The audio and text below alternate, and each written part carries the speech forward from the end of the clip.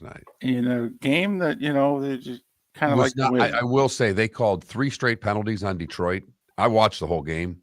They could have called 3 on Ottawa in the first period. Then they called 3 straight on Detroit. And it's like, then they called 4 and 5 on Detroit. And it's like, come on, 5 power plays to 1. You got it.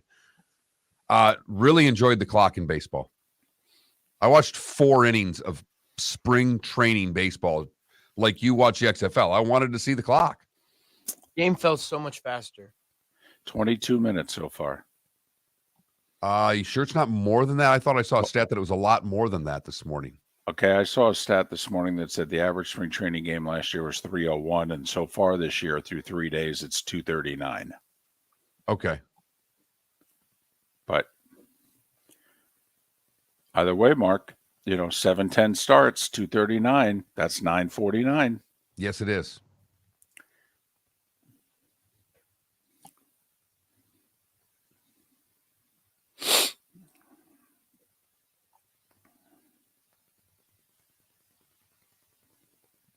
Don't know yet. Canada Relief, that's the thing.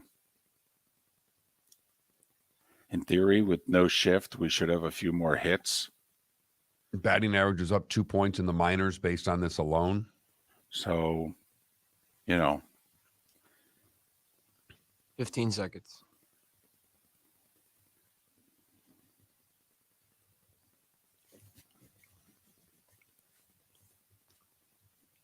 Hey, how about FGCU, huh? Oh, please.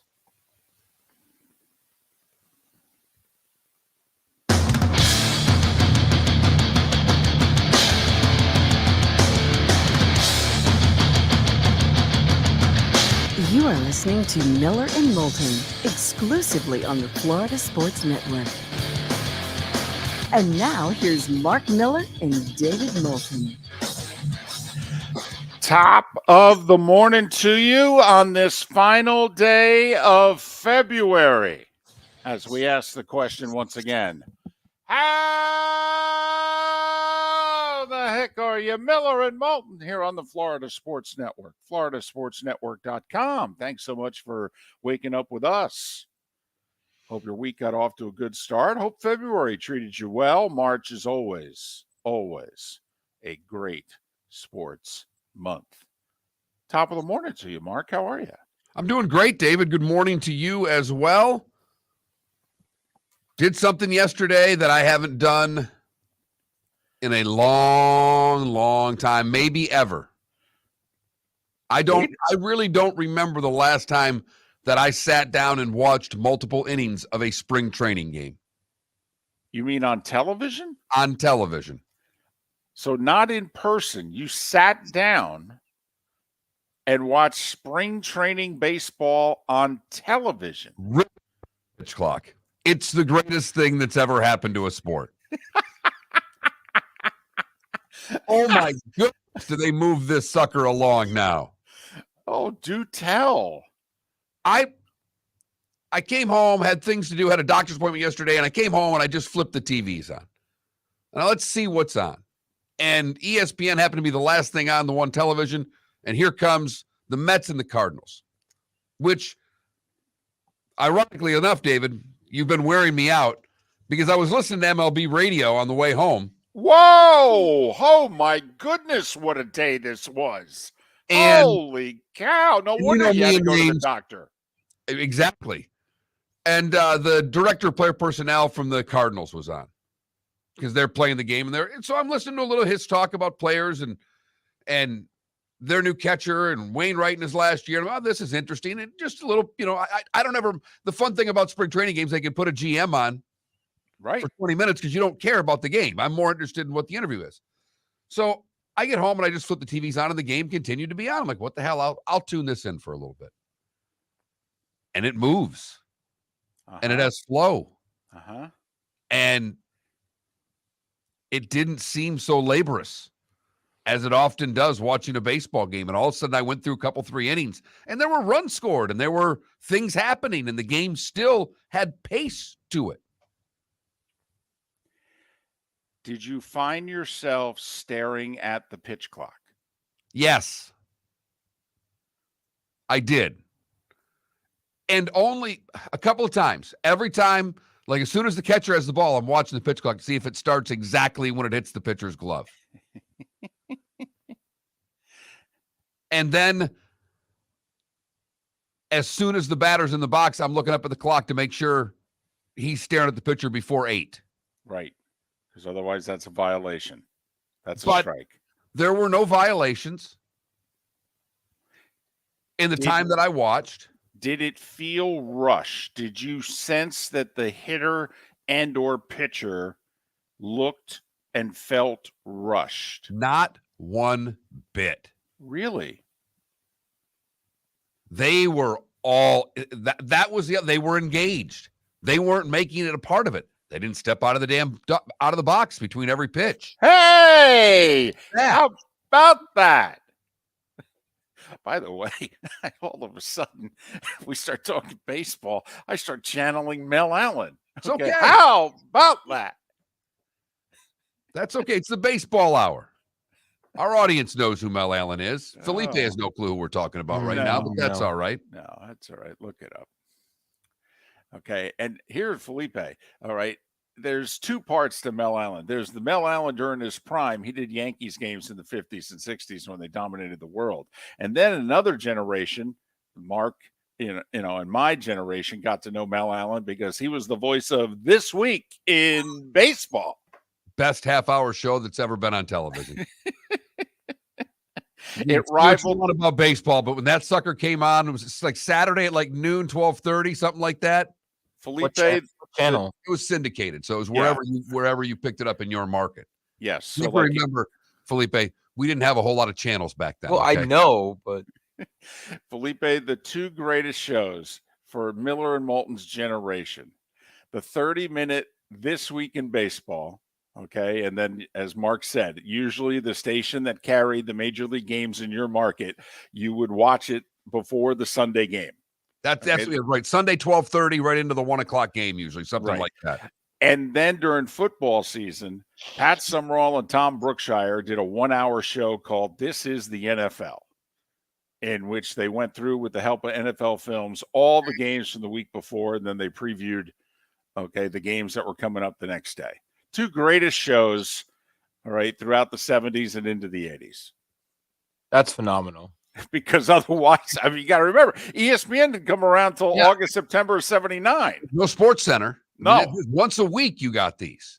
And you lived for during football season when Howard Cosell would do the Monday Night Football halftime and give you the highlights. Did your team make the cut? Exactly. And the Giants were terrible. If the Giants made Cosell's highlights at halftime, I was like, yes, I can go to bed now. Right there with you with the Lions. They didn't make it that often, David, but Mom would let me stay up until halftime of the Monday Night Football game. Right. Usually the Giants only made it because the Cowboys and Redskins scored on them. I was seeing them chasing guys into the end zone. At least with the Lions there for a couple of years, I'd see a Billy Sims highlight. Well, exactly. It didn't really count when it was your team getting scored upon. It was, did your guy do something worthwhile to make the cut? But I thought, David, by and large, I did not think the players looked rushed. I'm sure they will, and there's going to be problems with this. But first off, they were stealing bases right and left. There we go. All right. What do you think of the running game returning to baseball, huh? What do you think? You haven't seen it in a generation. It's called the stolen base.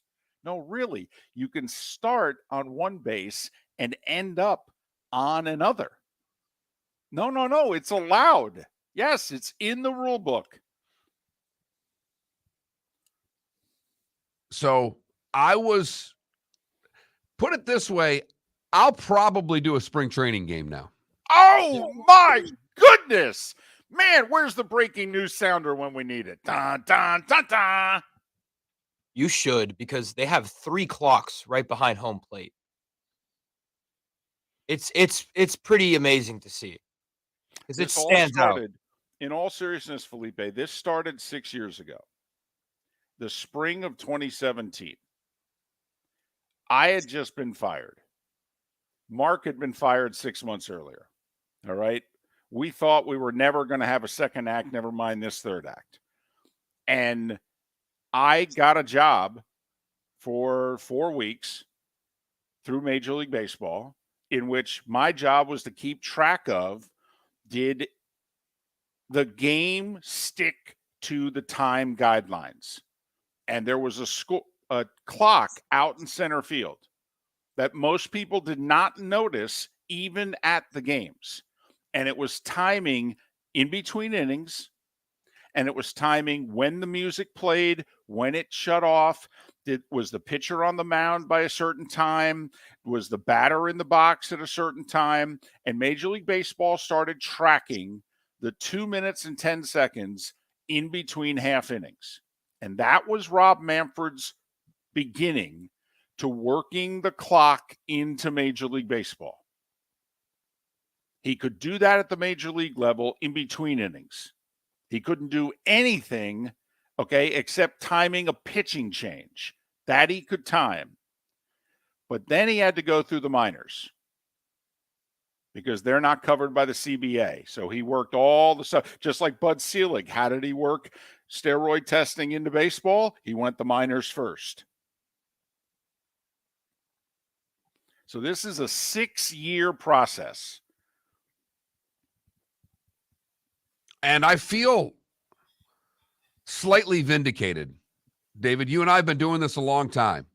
And baseball has finally done something to speed up their games. You and I have been complaining about it for a long time. College football is finally doing something to speed up their games. We have been complaining about it for a long time. I don't think the sports fan wants a 4-hour game. Well, the sports fan has said they don't want a 3-hour baseball game.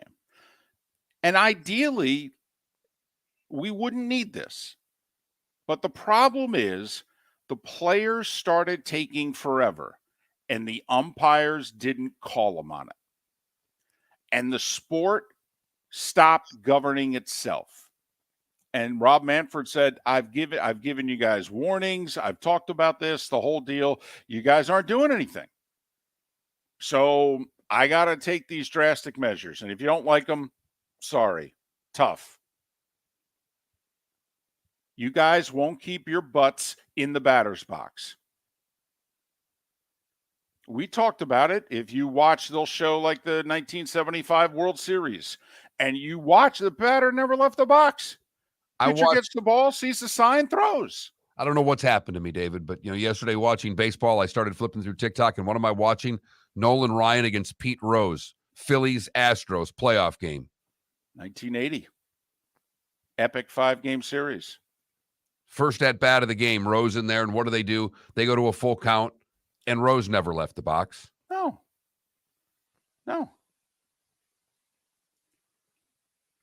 Hank Aaron never left the box. Seriously. Hank Aaron never left the box.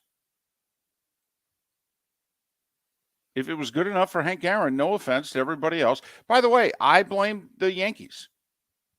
No. I blame the mid-90s Yankees. I feel as it probably wasn't them, but they were the ones that, started winning, and we started seeing it every postseason and the whole deal. Love Derek Jeter. Absolutely love him. But him stepping out and the whole glove thing and, Bernie Williams and Paul O'Neill, and they had a bunch of human rain delays who were at bat. And then, of course, everybody followed. The Red Sox took it and went, oh, no, we can go much slower than the Yankees. And then the Rays said, oh, hell, we can go slower than both of you.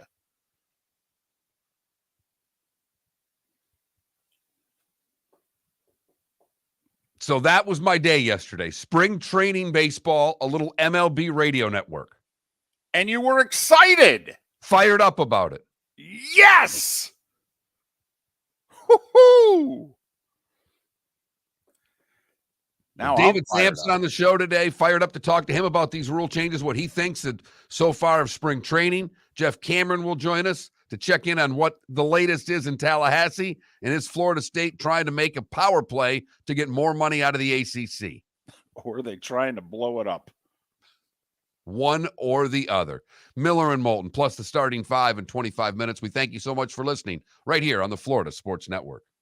David Moulton for Napa Auto Parts, and Napa Filters. Insist on Napa Filters for your vehicles, or if you're a do-it-yourselfer, only buy Napa filters. Napa has a filter for almost anything on earth that moves, whether it's motorcycles, foreign and domestic cars, vans, SUVs, earth-moving equipment. You get the idea. Napa Auto Parts, Napa filters. Insist on them for your vehicles, or if you're a do-it-yourselfer, only buy Napa filters. Mark Miller for SWFL Golf Carts, or online, flgolfcarts.com. If you're looking for a golf cart, an e-bike, or an e-motorcycle, go visit Alex and the gang at SWFL Golf Carts. flgolfcarts.com online. Check out their whole inventory. If you're looking for a custom cart, they can take care of you. 2-seater, 4-seater, 6-seater, they've got you covered. E-bikes, nobody better for value and service. E-motorcycles, check them out. Again, flgolfcarts.com. flgolfcarts.com. Ladies and gentlemen, once again. Yeah. Hi. Excuse me. Hey, the line starts back here. Ma'am, if your party's not here, you're gonna have to go around again. If you had the opportunity to avoid all this, wouldn't you? Salt Live is the official transportation provider of the Miller and Moulton Morning Show, making your trip to and from the airport seamless and stress-free. Salt Live is supported with the help of local partners like the Bayfront Inn. Gather your family and friends and enjoy a leisurely day on the water with a pontoon or deck boat. If you prefer to explore the waterways without a motor, the Bayfront has canoes, standboards, and kayaks. At the end of your journey, enjoy lunch or dinner at the Bamboo Tropical Bar and Grill. The Bayfront Inn, something for everyone on 5th Avenue in downtown Naples. BayfrontInNaples.com. When you need a ride, book with Salt Live Transportation, 308-8686, or book on saltlivetransportation.com.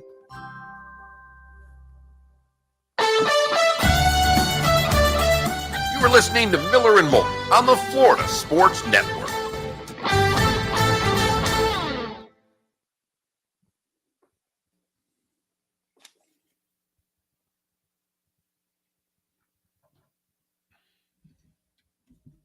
So off of what I observed, the slowest parts of the game was any time that a player called time, which happened a couple times, but that's just because they're getting used to it. So there were a few instances where a batter felt rushed to me, but that was early in the game, and that didn't really happen later. Okay, and I don't know if either of you watched long enough. So there's no one on base. The clock's at 15 seconds. If the batter or the pitcher, the batter says, I need time, or the pitcher steps off, what happens to the clock? I never saw that happen. I think it just resets. How many times? I didn't think they could do that. I didn't see. Or maybe not, actually. Well, I mean, that's you gotta why. kinda know. That's why, like if the batter calls time, first off, I don't know how many times the umpire will grant it this year. There were like 2 instances where the player was like, "Oh shit, I don't have a lot of time. Hold on, time." Oh, I'm going to have to watch. I may go to a college baseball game tonight. Florida's at Jacksonville. Gators are top 5 in the country. I may want to see them. Wonder how long it'll be until they put a pitch clock in that.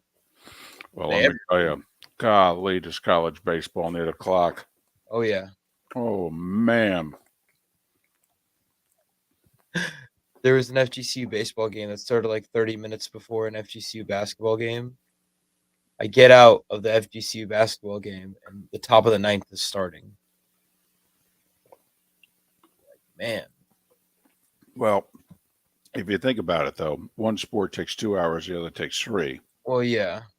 But the last few years when I was doing FGC baseball, forget 3 hours. Okay, the games were routinely taking 3:20 and 3:30.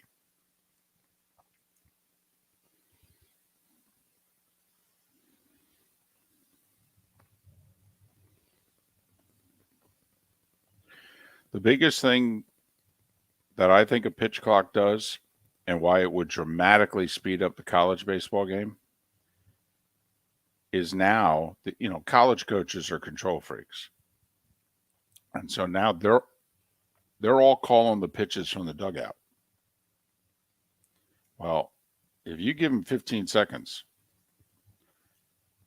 they're going to have to do things a lot faster than they're currently doing.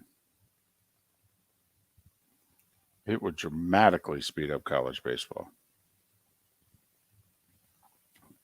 Mark and I have talked about it for years, Felipe. We think one of the reasons that the college softball tournament does so well in the ratings and in recent years has outrated the college baseball World Series is because the softball games are 2 hours and the baseball games are 3.5. Yeah. Yeah. It's also 7 innings versus 9. But the other thing is, those of us that are watching the softball game, we don't feel as if we're not getting enough action. I mean, it does lend to the discussion of, do we need to play 9? Because how many people watch a softball game and go, there should be more of this? Or how many people watch it and go, this is good. This is fine. I'm going to bring up something this next segment. You're going to kill me. I doubt it. Yeah, but that's all right. I can take it. I like college softball too. Every time it's on, I'm always focused on it. My mom also coached softball for like 10 years. Mark's dad was hooked. Well, yeah, I grew up around it. Men's fast pitch. My buddy's the pitching coach at Virginia Tech that I grew up with. And there used to be really good, like where I grew up, there was great men's fast pitch. Not good, great. Mm-hmm. And the one guy came from New Zealand. He's the coach at Washington now. So I watched amazing men's fast pitch. So I love fast pitch softball. Nice. Love it. 15 seconds. I should be the voice of FGCU softball. I'm not joking. We could make that happen. I mean, you make $25 for the season, not a game, for the season.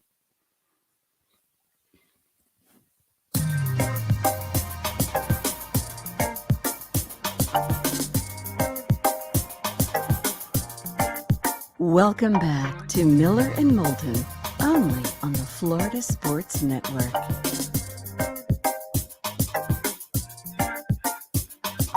"21 minutes past the hour, top of the morning to you, Miller and Moulton, Florida Sports Network. It's not just the final Tuesday of February, it's the final day of February. And the madness got underway last night. It actually got underway over the weekend because college weekend was tremendous. But officially got underway last night. The A-Sun tournament played their play-in games last night.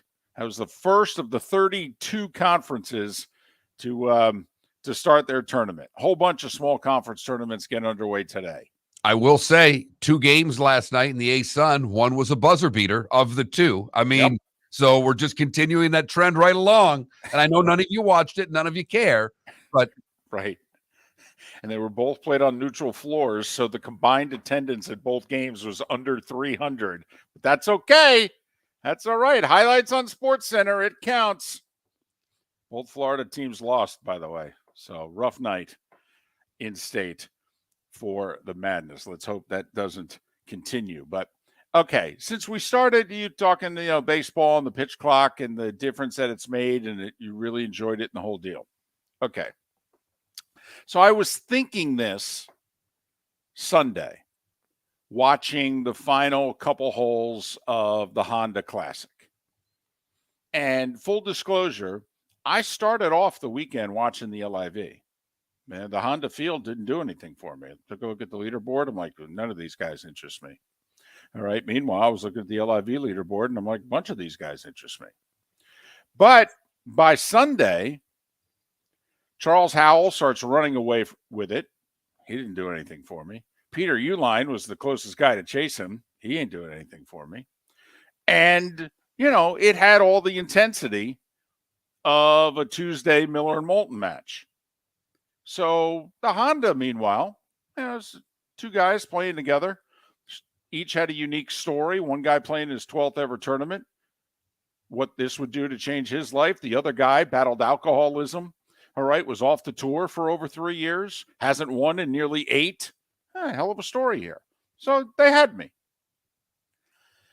But down the stretch, and then, Mark, they went to a playoff. And I'm thinking to myself, this is ultimately a television product. 2 things. 1, It's 8 minutes to 6 o'clock. They're supposed to be done at 6. And the two guys are in the scorer's tent going over their scorecards. My wife, totally unprompted, does not like golf, does not like sports, turns and says, why the heck are they keeping score? Why do they need to keep score? You mean to tell me nobody's keeping their score? I go, no, everybody's keeping their score. Then what are they doing? Okay. I'm with you. I'm sorry. I think that they shouldn't have to keep score. As they're walking off the green, an official PGA Tour person, they tell them their score. They write it down. They send it in. It goes up electronically. Any other sport where you're keeping score?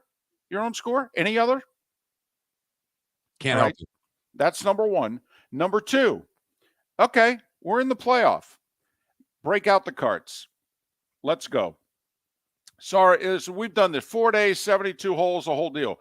Got to move this sucker along. I got network evening news. I got the sun that's going to set. No, sorry. Let's go. Get in the cart, 550 yards to the tee, and keep going. Let's move this sucker along. We're in a playoff now. Get out the carts. Only need like 4 of them. Player can have a cart. Caddy can have a cart. There you go. Let's go. Let's move this along. Is that a crazy idea? Is it a crazy idea? No, it's not a crazy idea.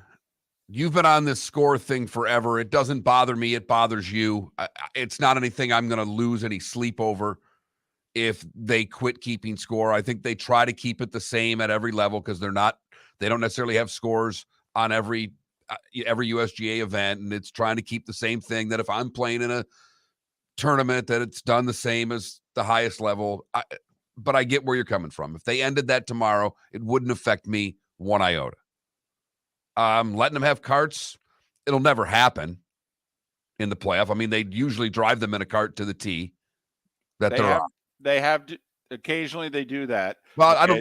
I would say almost always they do that. The caddy and the guy jump in a cart. They drive them to the 18th tee or wherever they're starting the playoff from. They get out and they walk. I don't think walking a hole versus riding one hole would make a whole hell of a lot of difference. I understand where you're coming from. This is almost like a pitch clock thing. It's the amount of time these guys spend over the ball. Sometimes it gets a little laborious, but I'm fine with the scorecard. I would be fine with the cart. You'll never see it.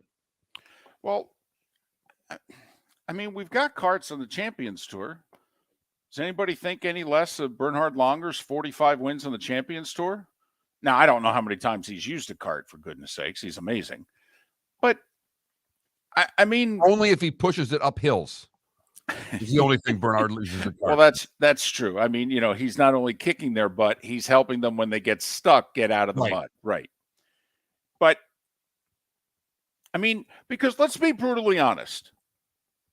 If we had a cart, Tiger Woods would play 15 tournaments a year. I mean, do we really? How important do you think the walking component is? Remember, just think forward. I know we've always done it the whole deal. Right. I got it. Well, I think golf, when you're walking, is a better game to play walking. I take a cart every time I play. I agree. I would prefer to have, there's nothing like playing golf with a caddy and walking. There really is not. There's no better way to play the game than having a caddy and walking the golf course. I totally agree. But I have to admit, if I'm running the PGA Tour, so we get 3 hours from CBS and NBC on a Sunday. Instead of showing you the leaders for 10 to 12 holes, what if I could show you all 18? I mean, remember, at the end of the day, what is this about? It's about television. It's about television, and it's also about fan enjoyment.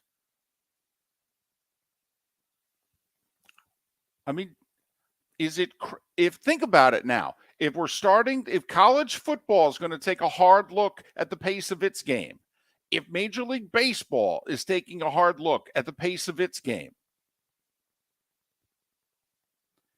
I mean, in golf, that tournament, both Kirk and the guy he beat, Cole, Cole, thank you. They got put on the clock. Yeah, but you want to talk about, I mean, the PGA Tour is about as hard-nosed about time as Major League Baseball was. I would love to see it before you just rush to the cart. Okay. I would love to see them start enforcing. I don't know if they ever will, but it's ridiculous that it takes a twosome 5 hours to play a round of golf. Totally. I will It's say absolutely, whether they're walking, riding in a cart, on unicycles, David, I don't give a damn. It doesn't take that. I played over the weekend with a shotgun and 32 teams, and we played in 4.5 hours, and it was like, oh my God, get me off of this place. Everybody complained the whole time. These guys play in 5+ hours. It's ridiculous. I agree. The LPGA Tour has started a little bit in the last couple of years enforcing the whole time thing because their play got unbelievably slow. But I'm just wondering, you get to the hall, it's an essential part of the sport, and okay, whatever.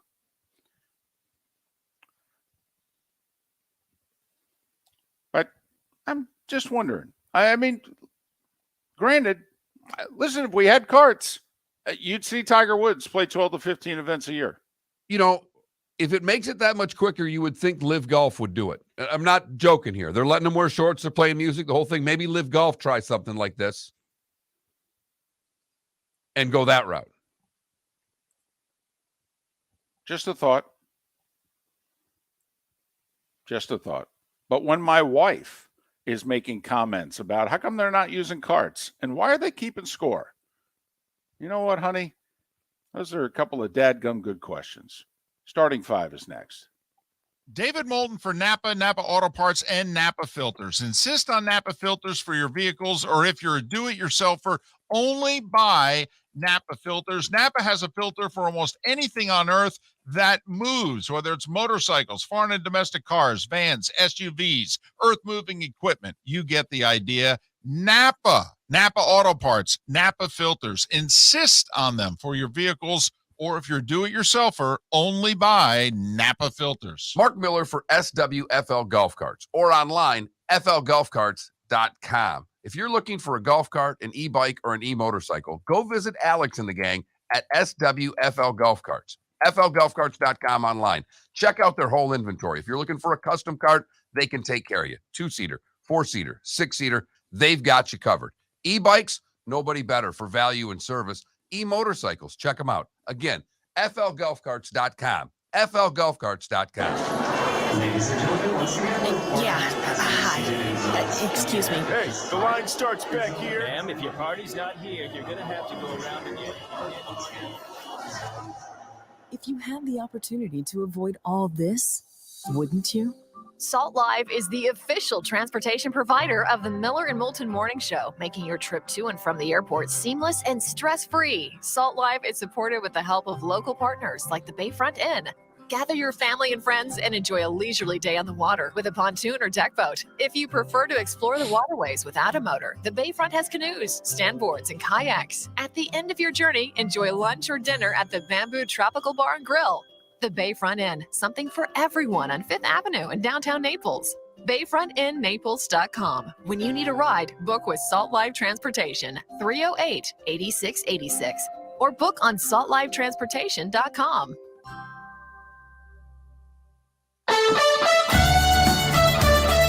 You are listening to Miller and Moulton on the Florida Sports Network.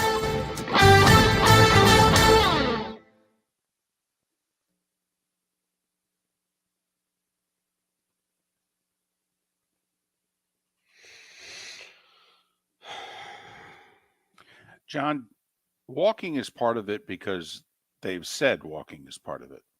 But when you play golf, do you really think that, well, I'm a 14 handicap and part of it is I, have to be able to handle the walking?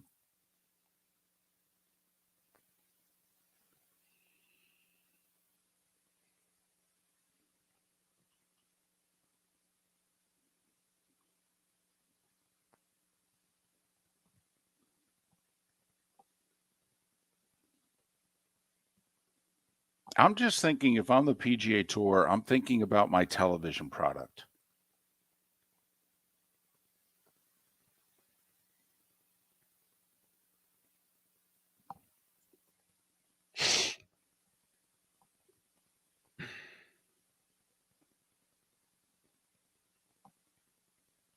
I know it's silly, David. They like those walking shots more than they like a guy riding in the cart shot. Well, another reason why I would like to try it, experiment with it, is quite frankly, I think televised golf really needs to change. I think televised golf coverage is boring as hell.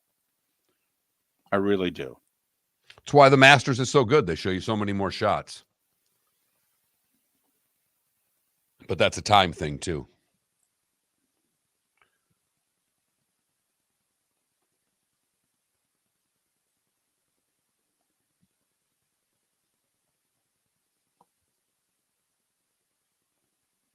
Are you effing kidding me?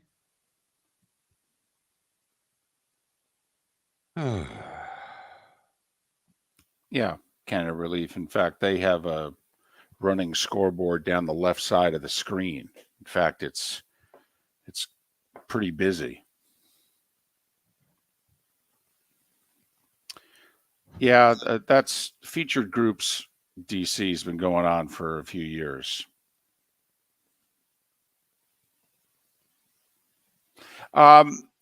Mark thought it was too busy.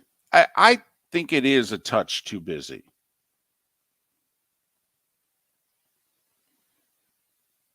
Like, I like how both major networks on the PGA Tour, how they've done it, where they copied it from Fox.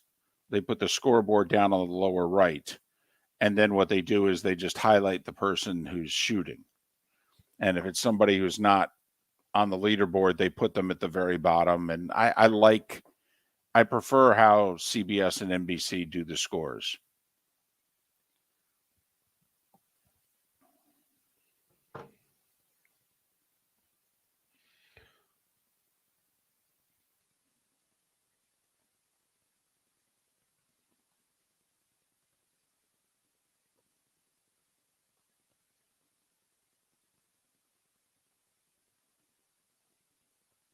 It's funny. I had interest in watching Live Golf, but I didn't feel like getting out the HD antenna so I could watch it on CW.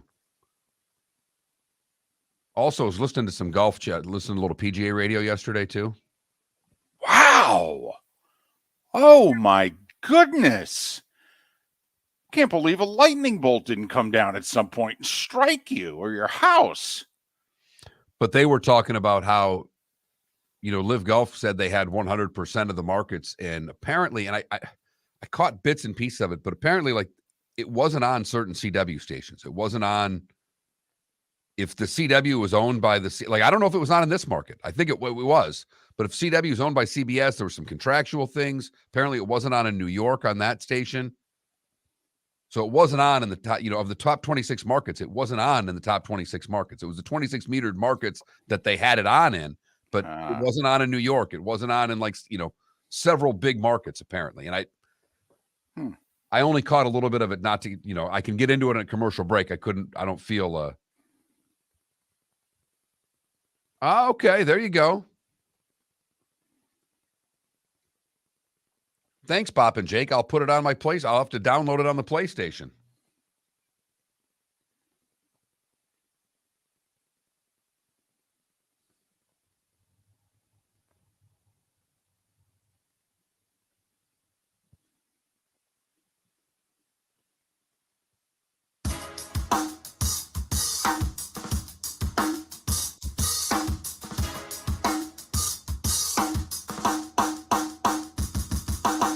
Welcome back to Miller and Moulton, only on the Florida Sports Network.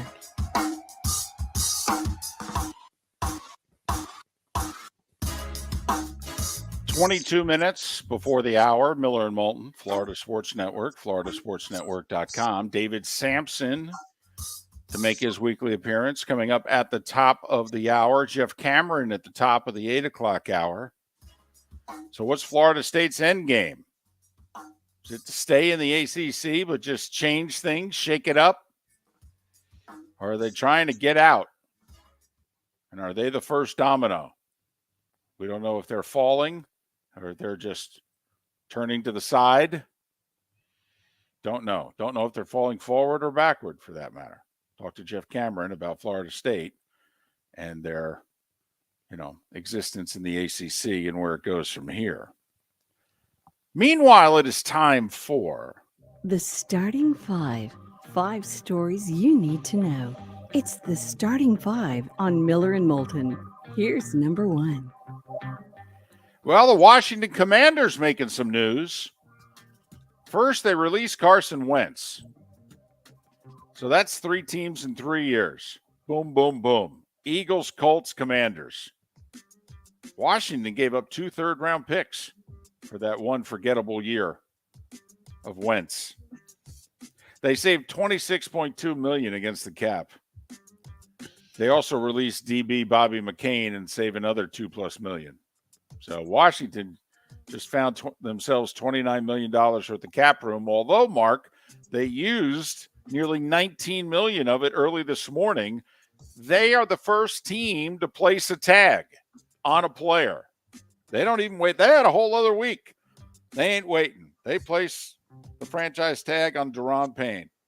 Defensive tackle, $18.937 million is what he will make this coming season. If is there a team out there that you think should bring Wentz in as a backup? Like if Tampa brought Wentz in to back up Kyle Trask. Or if Miami brought in Wentz to back up Tua. Or if Carolina, Frank Reich, who just had him the year earlier in Indianapolis. They did go 9-8 together. Wentz actually I think he was 27 TDs and 7 interceptions with Frank Reich. I mean, his numbers actually in Indianapolis weren't terrible. I mean, I'm just curious, is Wentz so damaged now that if you're a fan of a team and if your team brought him in even to be the backup, would you go, what are we doing? I think most fan bases would. I really do. Okay. So I think if you said White, the guy in the jet with the Jets, Mike White, yep. or Carson Wentz, I think most people would take Mike White. Joe Flacco, Carson Wentz. Mike White.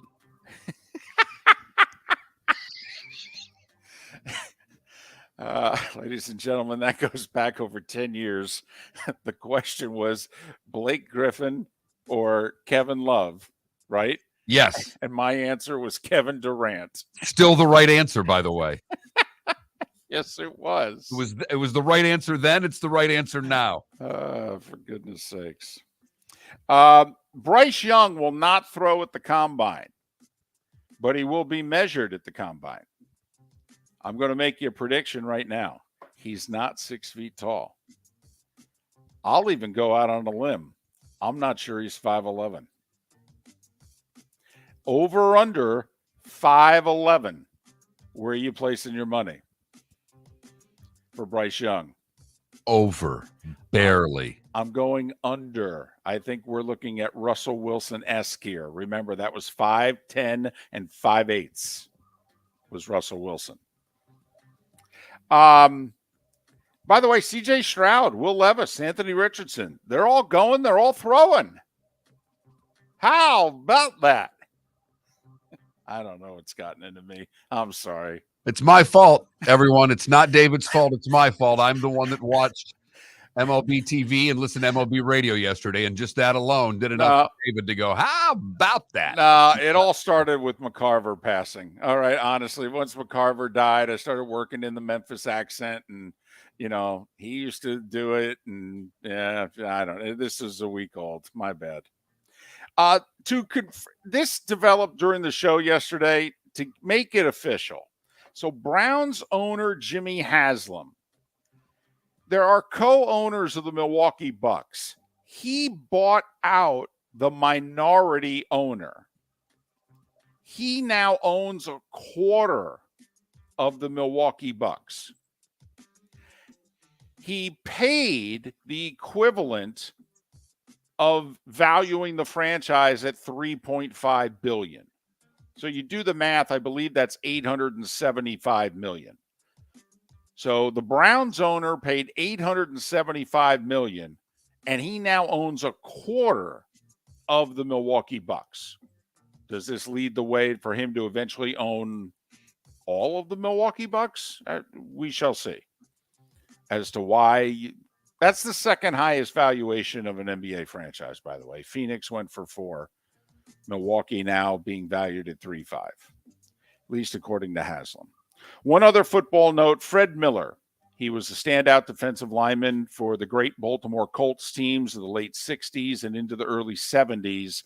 Remember, they went to 2 Super Bowls in 3 years, losing Super Bowl 3, winning Super Bowl 5. He was on both those teams. Fred Miller passed away at the age of 82. To college basketball we go, and Terry Holland passed away overnight at the age of 80.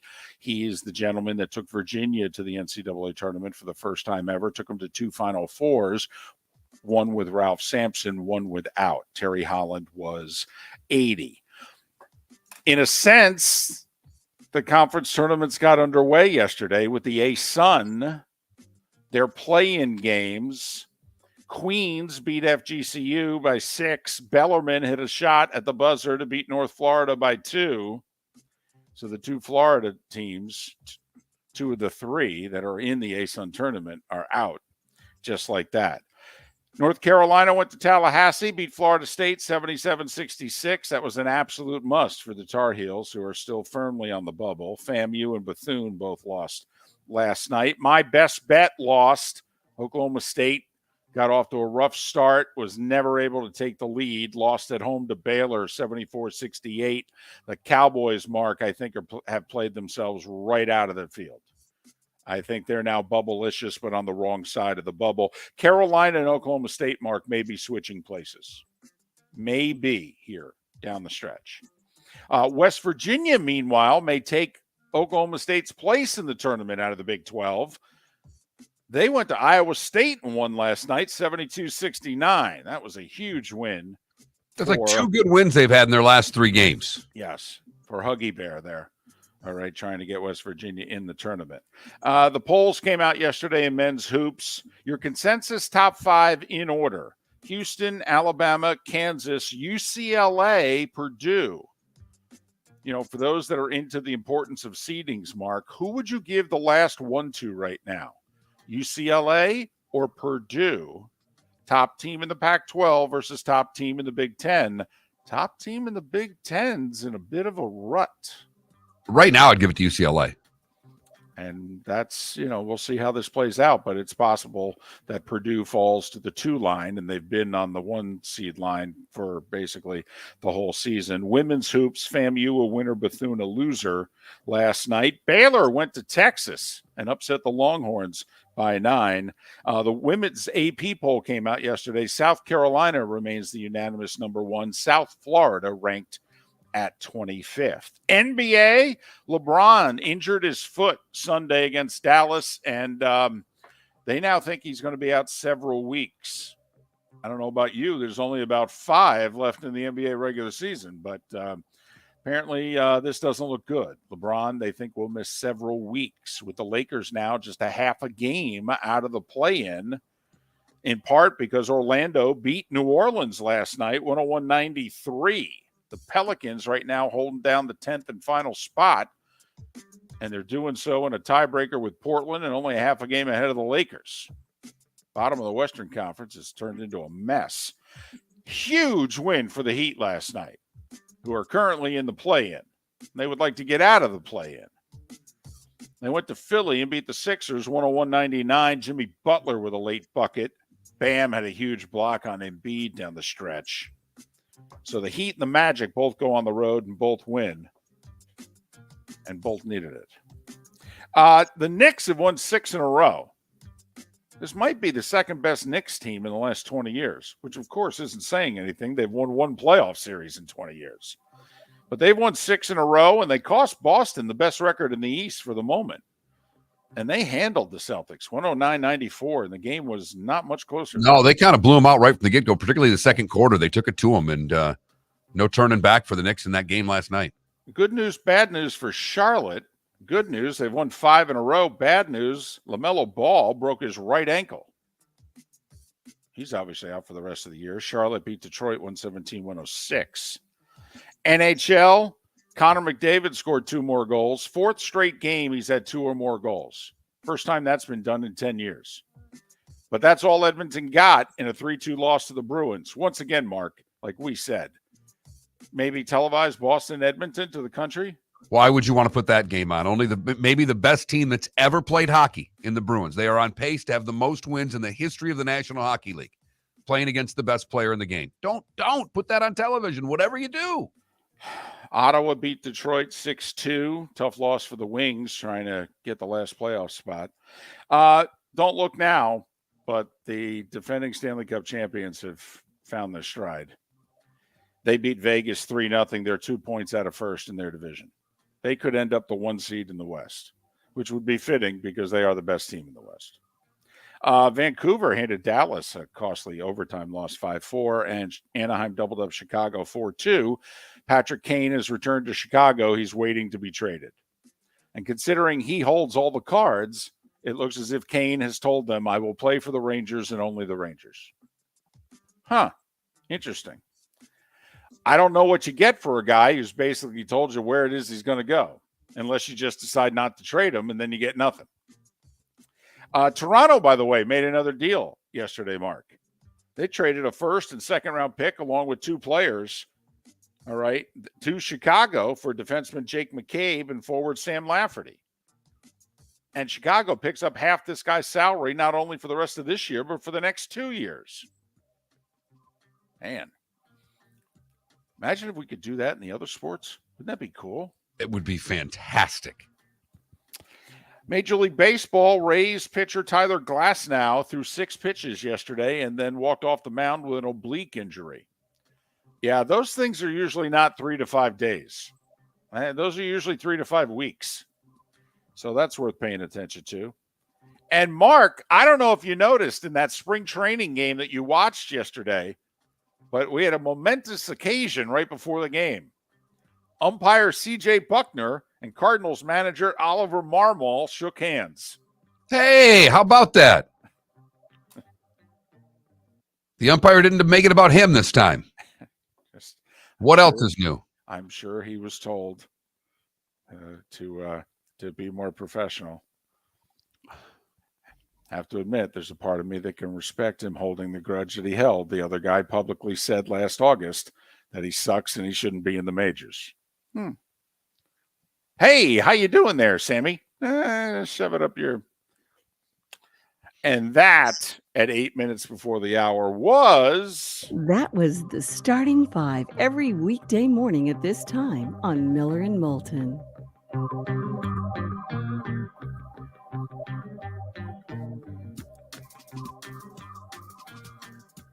What can I say? I hold a grudge. Oh, I know. Once you cross the line, I'm a really nice guy, and you've got and a let me lot. Just tell you how nice I am. No. I'm a nice guy, and I give you a lot of gray area. I do. Once you cross the line, though, you're dead to me. Just so you know, that's how I roll. Always have. Everybody knows that. All right. And I'm even willing, various degrees, you can slap me around a little bit. I can take it. I mean, you and I have slapped each other around. Well, we've taken it from each other. Okay. We've never said you're dead to me. No, we've never crossed the line. Well, right. But you've come closer to crossing the line than I have.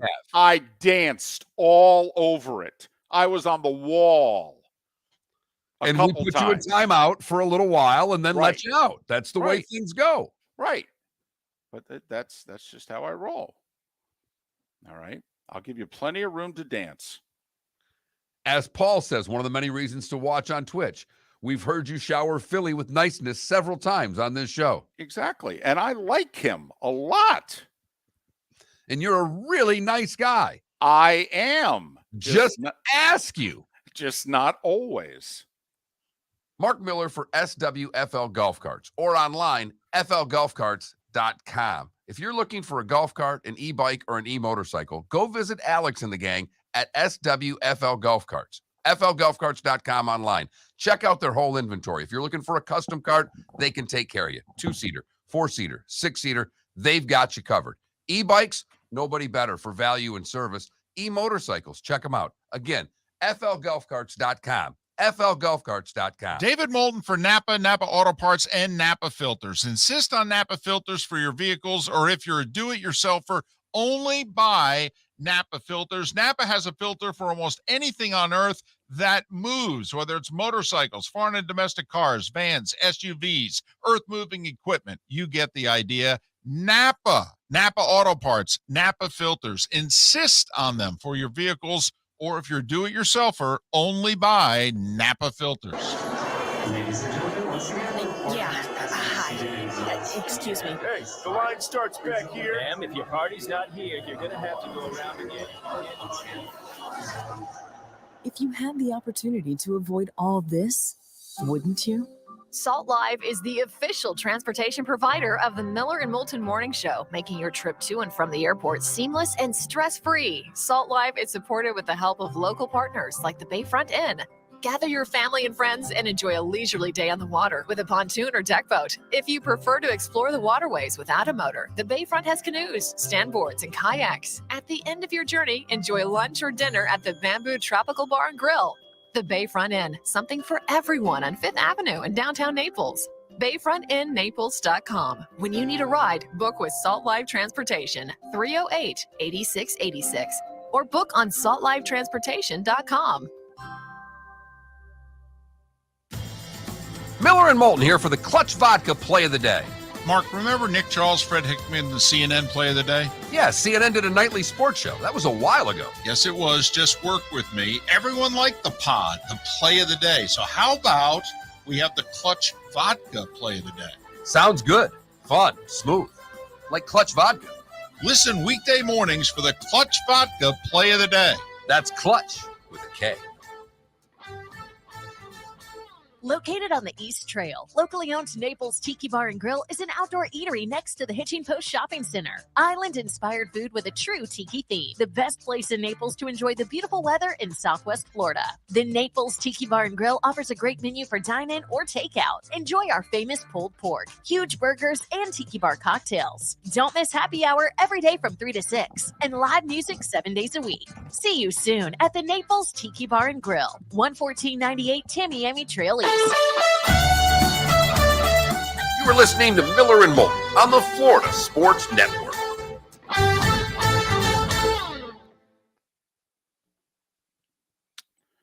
Well, Mom chastised me the one time when I was yelling at Philly.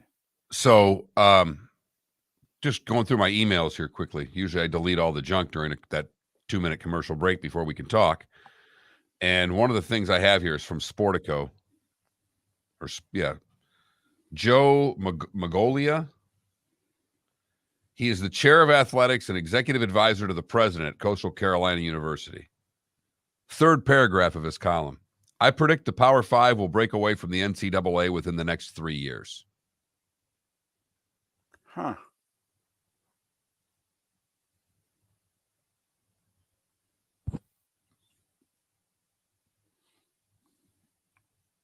Well, first off, I sent you the article if you want to read it, just so you have the name, because maybe this guy would come on too. Don't know if it's going to be a Power Five.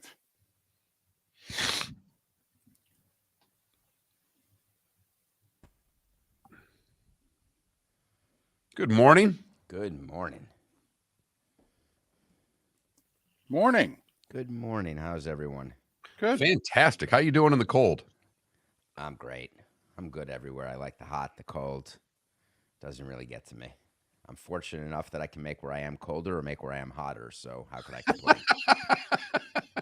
Is it snowing today? It snowed last night. There's a couple inches on the ground. Lot to cover today. Yes, there is. Squeeze it all into 13 magical minutes. Come on down. You're the next contestant. And this is your segment. By the way, if you were ever in the audience for The Price is Right, what was the game that you wanted to play? Either Plinko or the one where the little Dutch guy goes up the mountain. I hated the yodel sound. The yodel sound. I hated it. Oh, I just wanted to spin the damn wheel one time. One time. God, I hated that sound. When Michigan State went out for the Rose Bowl my freshman year, my buddy's big brother in his fraternity he was a walk-on, somehow got tickets to the Price Right there at the Rose Bowl, got picked, went on, got up on stage, won whatever the item was, lost his thing, lost the Showcase Showdown, basically was the big loser of the show, but got up on stage. That makes him the big winner of the audience. Yeah, exactly. I always wondered what I'd do with the stove for $325. That would cost more to ship it to yourself than it would to buy another one. And pay the tax on it. They don't tell you that when you win a new car.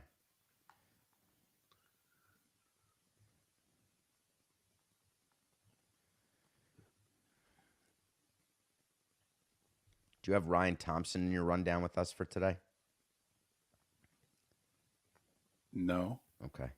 He's a Tampa Bay pitcher who did an amazing article on Twitter about his arbitration experience. Oh, yes. I went through that. That was incredible. You don't often see a player able to articulate, not because of lack of intelligence, mostly because of lack of desire, to articulate the process, slanted as it was, from his perspective.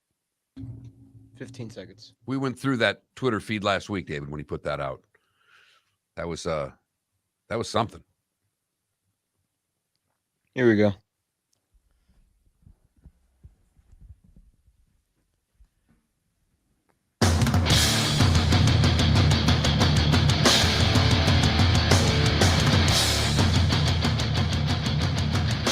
You are listening to Miller and Moulton, exclusively on the Florida Sports Network.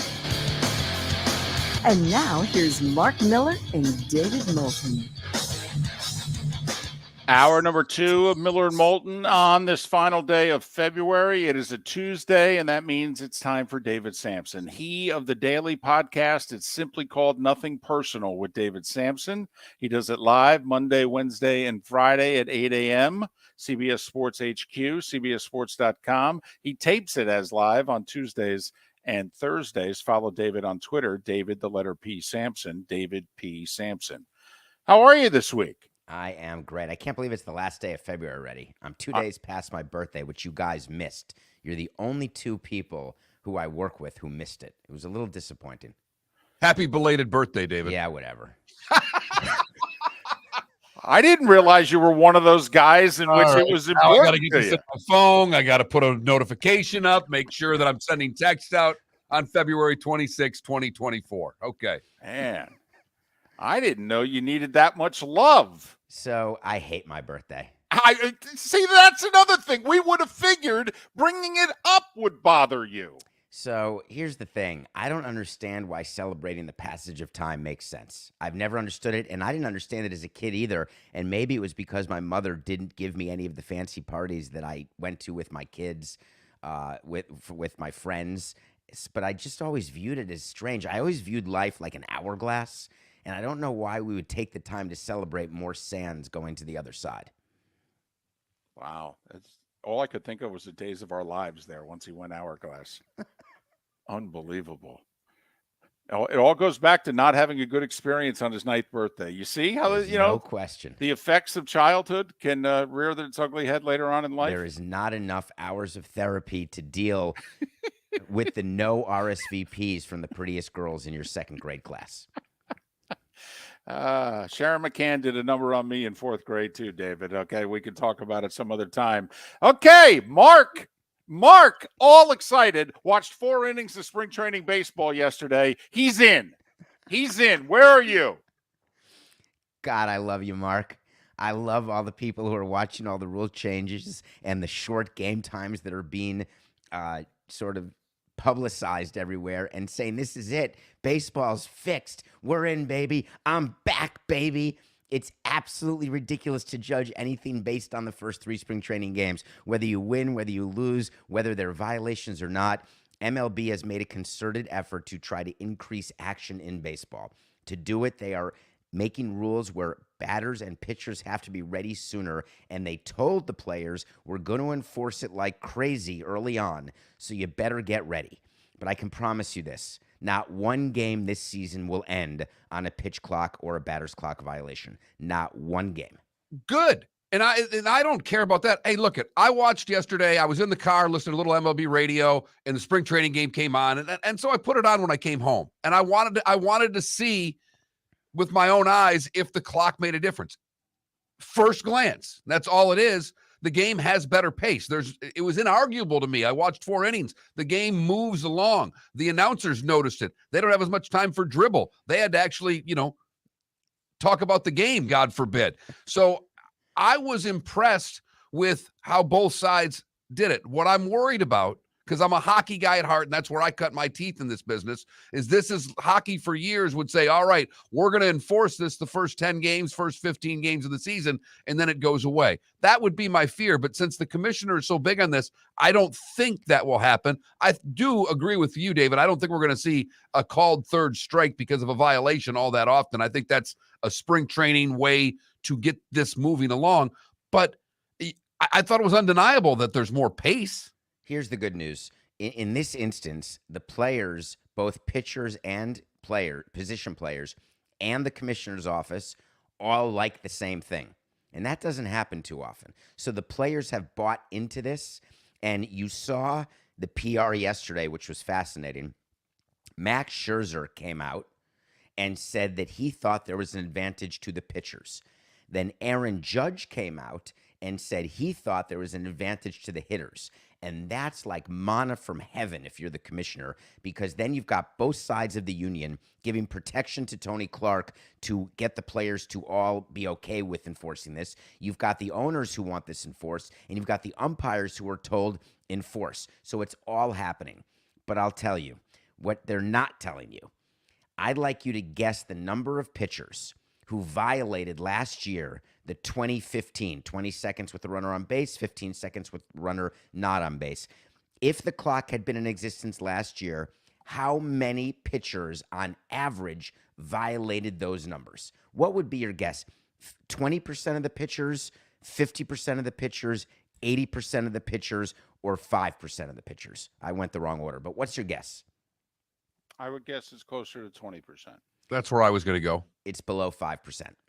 I thought when this clock started, I wanted it way lower. I wanted it 15 and 10 because I wanted the pitchers to actually change their pace. But see, here's why I would dispute those findings, is the pitchers waited till the batter got in the box, okay? And the batters were taking 20-plus seconds just in and of themselves. If you think about it, the pitchers don't have 15 and 20 seconds. In theory, David, they have 8 to 10. Why are you saying that? Because they have to wait for the batter. Okay, the clock starts when the pitcher gets the ball back from the catcher. If the batter takes 5 to 7 seconds to get in the box and finally look, then, okay, now the clock's at 12. Okay, well, so the pitcher now has 12 seconds. He doesn't have 20. That's with a runner on base. If it comes with nobody on base, the pitcher's got 8 seconds. Right. So that's done to stop the Nomar Garcia Parras. That's done totally right to get pitchers, to get batters to stop with the pounding of the bat and the. And, well, yes, it's Steve Traxel on the mound and Nomar Garcia Parra at the plate. I mean, then you're talking about a minute between pitches. Right. Mike Hargrove, the human rain delay. Right. Right. I understand and I agree. I just don't want to draw any conclusions that this will all of a sudden mean 2 hour and 20-minute games. I think that if you had someone from the commissioner's office on your show and you gave them truth serum, they would tell you that last year the average game time was 3:06. If this year they can get it down to 2:45 to 2:50, they would jump in the aisles. They'd be so happy. It's not going to be 2:30 or 2:25. It's just not. I'm more interested watching the base hits that are happening because there's no shift. I'm interested to see about whether slap hitters are going to start being okay with slapping. And I talked to you on a recent show about this, which is we haven't changed how we're paying players. We're paying players for home runs and runs batted in. We talk about all advanced statistics, but in arbitration, home runs, runs batted in. Will that change the behavior of players when they're not going to be paid to hit the singles, doubles, and triples, which is really what baseball wants to have increased action? Until that happens, I'm not sure we're going to see a complete change. Just going to throw this in. The guy who won the National League batting title signed a 5-year, $52 million contract in the offseason. Imagine what the guy who won the home run title. He signed 9 years, 360. The American League batting champion got traded. I think that we don't need to say anything other than that. And by the way, the American League batting champion who has no position to play and is on a team now with 19 second basemen. Yes, right. And none of them who can play second. Indeed. It's fascinating. And they don't have anybody who can play third either. But they'll hit the ball better. They will. You know, I don't know if you're going here next, but I'll tell you, spring training for me was a time that in the beginning of my career I really loved. And the last 10 years of my career I hated, and here's why. All I did was watch every game waiting for someone to get hurt. And I had no joy because it's not like I was in Montreal where I was freezing and needed to come to Florida to get warm. I lived in Miami already, so spring training sometimes was colder for me than warmer. But what happened yesterday with Gavin Lux and his injury, that's major. And, they lose their starting shortstop. They haven't announced it yet. It could be an ACL. It could be the season. They've got depth with Miguel Rojas. But when you're watching a game as a president or a GM and you see something like that, you just can't believe that's how your year is starting. Well, and not only injuries, but it's not like there are position jobs available. I mean, how many jobs are available right now on the average major league team going into spring training? 1, 2? Yeah, so we always would say we go to the clubhouse and have the first meeting when the pitchers and catchers and position players would report.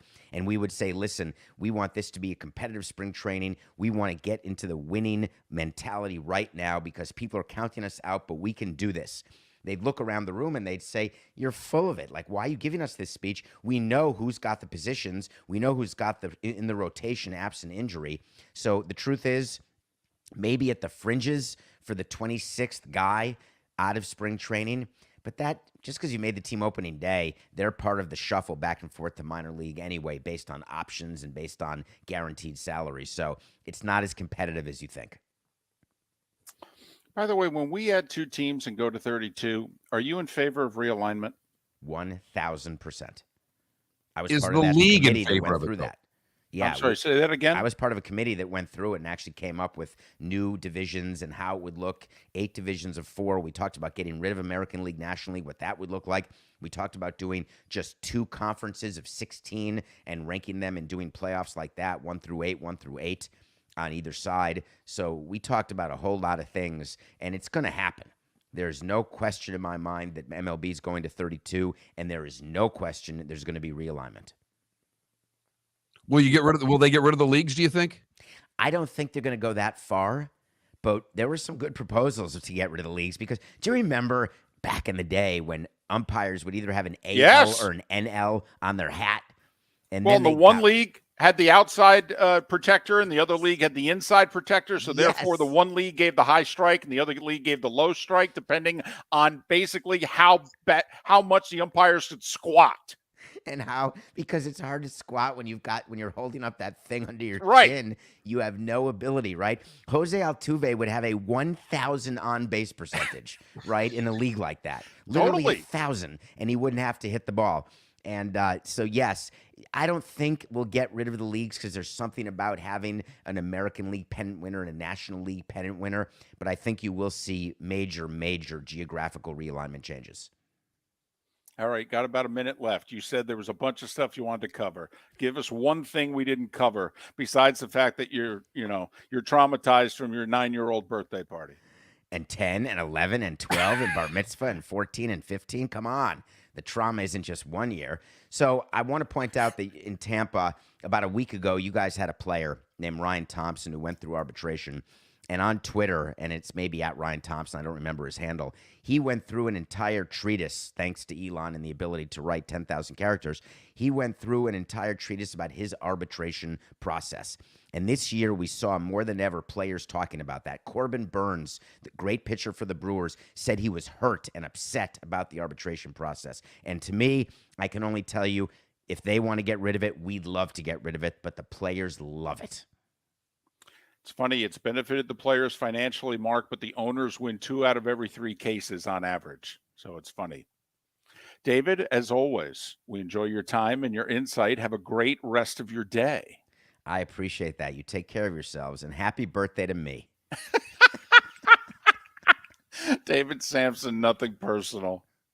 David Moulton for Napa, Napa Auto Parts, and Napa Filters. Insist on Napa Filters for your vehicles, or if you're a do-it-yourselfer, Nice. only buy Napa Filters. Napa has a filter for almost anything on earth that moves, whether it's motorcycles, foreign and domestic cars, vans, SUVs, earth-moving equipment. You get the idea. Napa Auto Parts, Napa Filters. Insist on them for your vehicles, or if you're a do-it-yourselfer, only buy Napa Filters.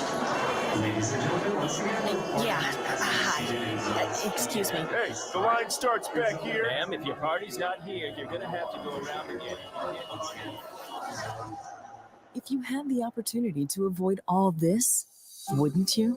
Salt Live is the official transportation provider of the Miller and Moulton Morning Show, making your trip to and from the airport seamless and stress-free. Salt Live is supported with the help of local partners like the Bayfront Inn.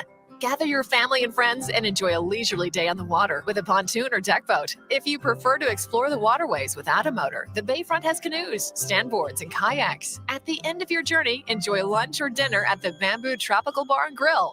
The Bayfront Inn, something for everyone on 5th Avenue in downtown Naples. BayfrontInNaples.com. When you need a ride, book with Salt Live Transportation, 308-8686, or book on saltlivetransportation.com. Mark Miller for SWFL Golf Carts, or online, flgolfcarts.com. If you're looking for a golf cart, an e-bike, or an e-motorcycle, go visit Alex and the gang at SWFL Golf Carts. flgolfcarts.com online. Check out their whole inventory. If you're looking for a custom cart, they can take care of you. 2-seater, 4-seater, 6-seater, they've got you covered. E-bikes, nobody better for value and service. E-motorcycles, check them out. Again, flgolfcarts.com. flgolfcarts.com. You are listening to Miller and Moulton on the Florida Sports Network.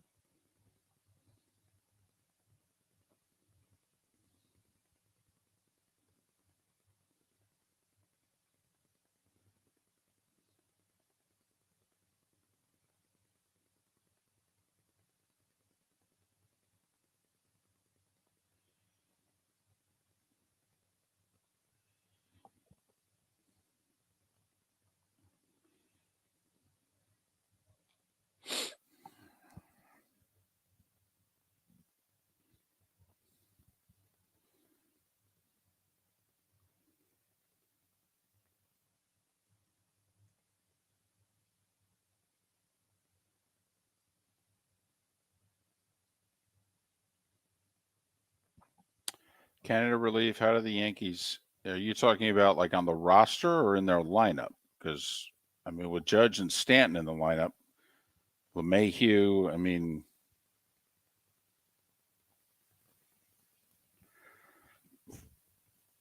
yeah, you can't be on the wrong side of second. If you know what I mean. If you're shortstop, you can't be on the second base side of second. There are some people that believe that Major League Baseball is going to end up drawing a line literally on the dirt from the bag to the corner of the edge of the outfield, drawing a line so that they show defenders can't be on the other side of the line.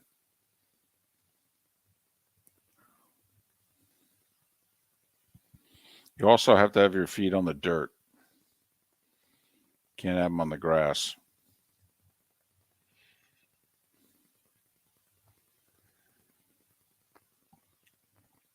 I'm not sure of the penalty. My guess is a hit.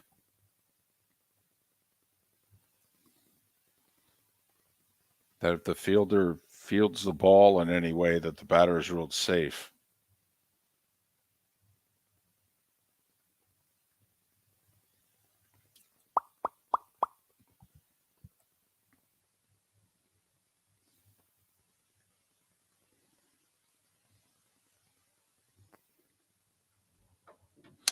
Well, Spitz, I mean, spring training's 3 games old.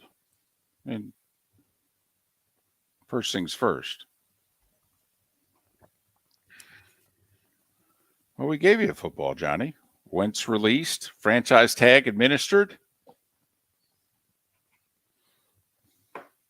We're getting there. Combine begins today.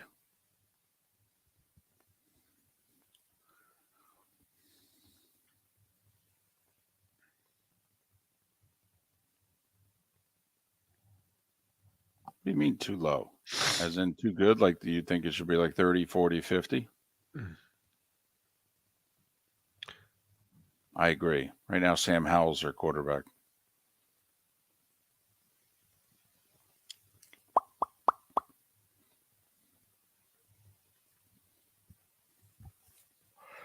How about that for Bieniemy? He could go from Patrick Mahomes to Sam Howell. 30 seconds. You ready? Yes, sir. Okay.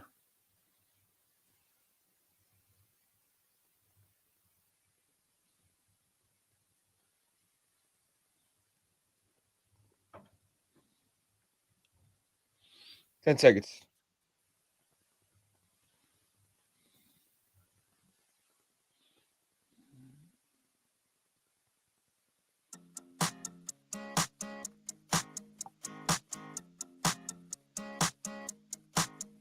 You're listening to Miller and Moulton, exclusively on the Florida Sports Network.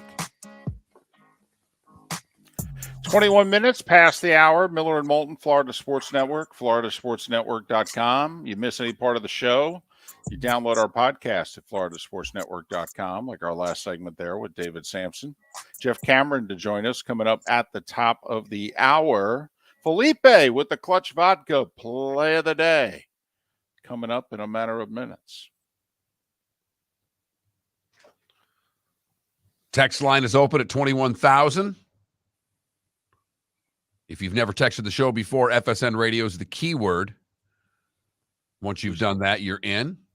There are many people that are on your side, David, with the not shaking hands of the manager who called the umpire terrible. He said more than that. I'm just saying. I mean, when are you allowed to hold a grudge?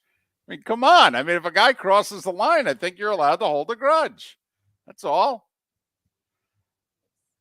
And I agree, you can hold the grudge.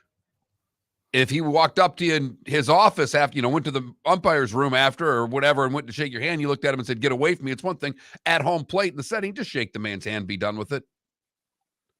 You don't have to be nice. Well, shaking the hand's being nice. No, I'm not shaking your hand. You said I suck. You said I shouldn't have a job. That's how badly I suck. You said it publicly, by the way. All right. So publicly, I'm not going to shake your hand. So, true story. I'm broadcasting minor league hockey. Okay. And I wish I could remember the ref's name that I said this about. But there was a series of what I thought were bad calls. Okay. And I'll just use your name. And as I'm calling the game, and I said, and there's David Moulton again, who is arguably, in fact, not arguably, he is the worst ref in this league and has no business reffing in this league whatsoever. Fast forward to next season. Uh-huh. We always made sure, I always tried to take care of the officials, the media. I always made sure that they were treated a little better in our building than they were most every other place. We always had a 6-pack of beer delivered to the officials' room after the game. So they'd have a couple of pops. They do their job. Well, it turned out, and I'd usually walk down after the game because I ran the off-ice officials, and I knew most of the referees. And I'd say hi if I knew one or whatever the case may be because that was the way I exited the building. And the referee happened to have a case of Molson Canadian that he had brought from the other side of the border, just a little bit better beer than we have in this country. Right. And I went, ooh, are those from Canada? And he's like, yeah, they are. You mind? And he says, if you admit that you called me the worst referee in this league. And I'm like, that was you, wasn't it?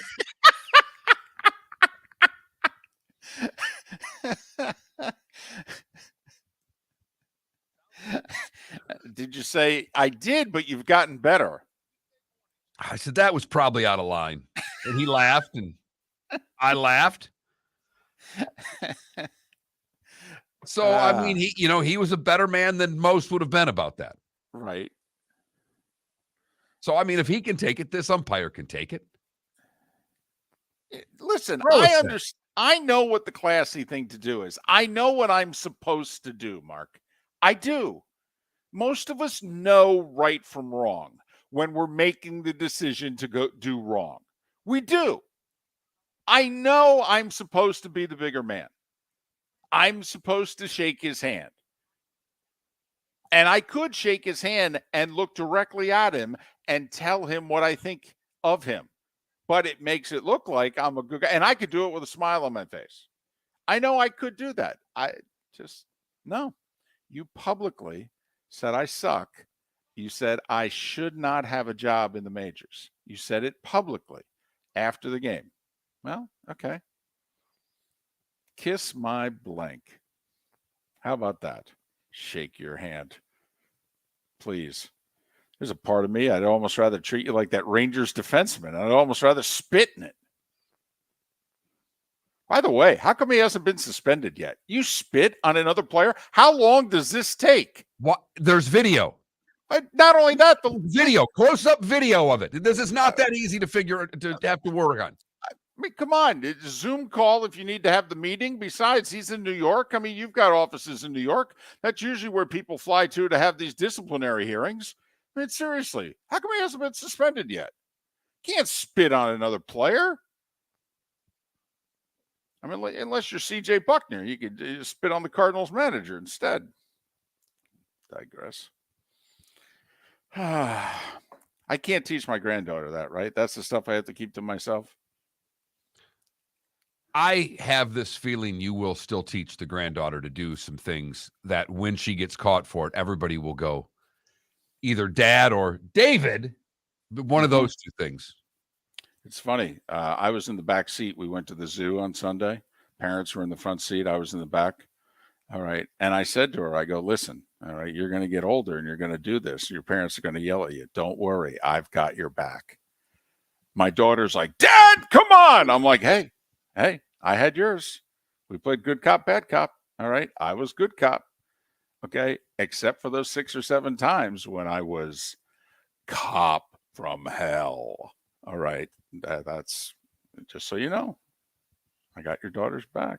That's all. Guys are going to try to discipline her. Send her over to the grandparents' house. Time now for our Clutch Vodka play of the day. Felipe, what do you have for us today? Well, first round of the A-Sun tournament, we had some clutch hoops last night. 7th seed North Florida versus 8th seed Bellarmine. 6 seconds left, tied at 74. Here's the call. 74. Bellarmine quickly the other way. Better guard Johnson. Find him. Betts looking for help. Fading away. Oh, my goodness. Justin Betts with 0.4 left. Puts Bellarmine on top. The full court heave is turned aside. And Justin Betts hits the biggest shot of his life. I love it because you can only hear the players in the call because that's the only people that were in the arena. The other thing you could hear, and this is just me as the broadcaster, I heard the ball go in before he said it was good. You could clearly hear the swish of the net because it was an ESPN, or they've got the ESPN, it's mic'd up, and they've got all the nice cameras and the microphones under the basket. So that's great. Love it. I hate to see the Florida team go down, but clutch bucket, the A-Sun tournament, Bellarmine wins. North Florida goes down, and that's our Clutch Vodka play of the day. Clutch Vodka, that's clutch with a K. So the two teams who are ineligible to go to the NCAA tournament both won last night in the play-in games of the A-Sun tournament. So now with 8 teams remaining in the A-Sun tournament, 2 of them are alive to win the tournament, and neither one of them can represent the conference. Bellarmine, the defending league champions. It's going to happen again. Queens, who beat FGCU, is in their first year transitioning from D2 to D1. One of the dumbest rules in the world is while they make it so that in your first 4 years you're ineligible to compete in NCAA tournaments. It's absurd. They did it because the D1 schools were worried that so many D2s were going to decide to go D1. And what, win? Exactly. I mean, these schools are jumping from D2 to D1 and going in conferences like the Atlantic Sun, for crying out loud. They're not going to win anything. Usually they don't. Usually you go and you get pounded for a couple years. I mean, we've talked about on the football side, what Appalachian State has done has been remarkable. Yes. They made the jump to high-level Division I football and have gone to a bowl every year and won it every year. We would like the NCAA to change that rule, but once again, because it's all about the kids, remember. It's all about the kids. No, the student athletes. Right. They still use that term, huh? They do. That's in the NIL days, they still use that term, huh? That's cute. That's really nice. Student athlete. That's funny. Miller and Moulton. Jeff Cameron will join us in 30 minutes' time. We'll go to Tallahassee, find out the latest with the Noles and their power play against the ACC. What is the end game? Is it getting more money out of the ACC? Is it, well, disbanding the ACC? We'll find out what Jeff Cameron thinks coming up in 30 minutes. Thanking you for listening to Miller and Moulton right here. Where else but the Florida Sports Network? Miller and Moulton here for the Clutch Vodka Play of the Day. Mark, remember Nick Charles, Fred Hickman, the CNN Play of the Day? Yeah, CNN did a nightly sports show. That was a while ago. Yes, it was. Just work with me. Everyone liked the pod, the Play of the Day. So how about we have the Clutch Vodka Play of the Day? Sounds good. Fun. Smooth. Like Clutch Vodka. Listen weekday mornings for the Clutch Vodka Play of the Day. That's Clutch with a K.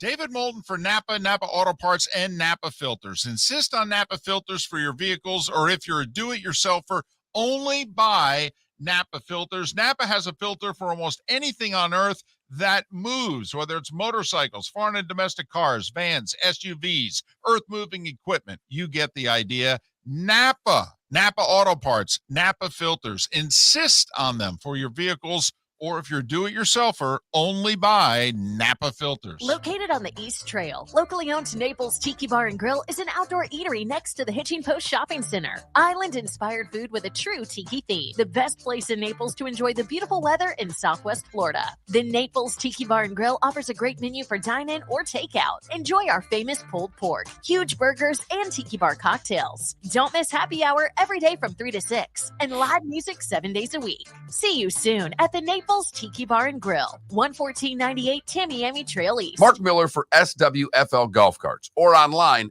flgolfcarts.com. If you're looking for a golf cart, an e-bike, or an e-motorcycle, go visit Alex and the gang at SWFL Golf Carts. flgolfcarts.com online. Check out their whole inventory. If you're looking for a custom cart, they can take care of you. 2-seater, 4-seater, 6-seater, they've got you covered. E-bikes, nobody better for value and service. E-motorcycles, check them out. Again, flgolfcarts.com. flgolfcarts.com. You were listening to Miller and Moulton on the Florida Sports Network.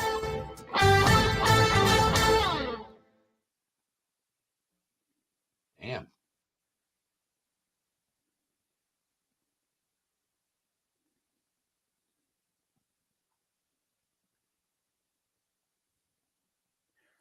Hear about the guy who tried to get through the Newark airport with handguns, an AR-15, a taser, and a fake U.S. Marshal badge? I did not. When the hell did that happen? Recently.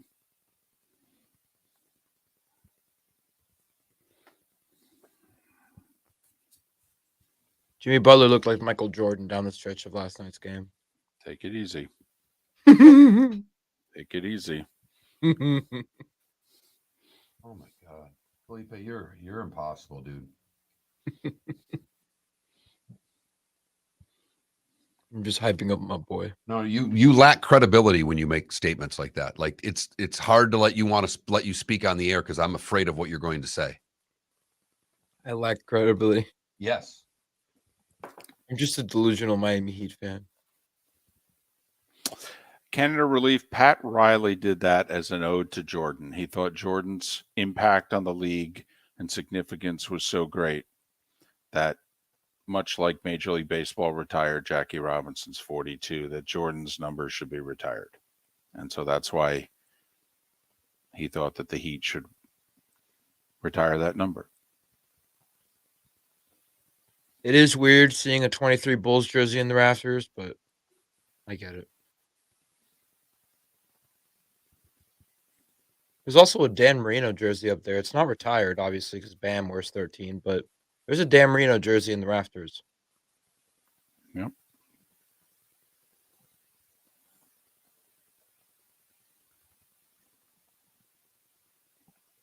Got to remember, Marino retired after the 99 season, I think it was.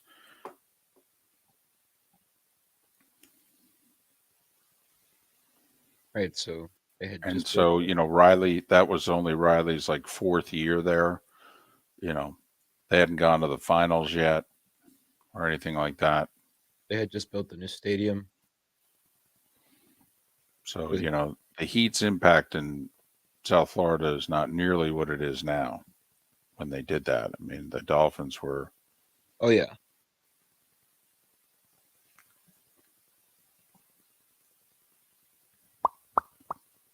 So is Carson Wentz just going to be a backup quarterback for the rest of his career? Hell, If he's going to be in the league. yeah, it's.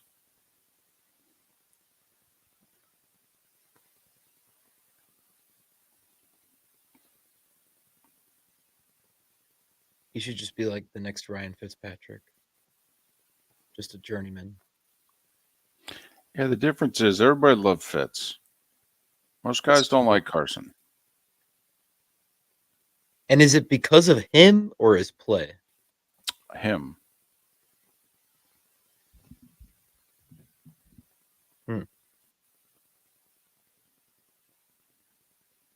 Yeah, that's true. Everyone loves Ryan Fitzpatrick.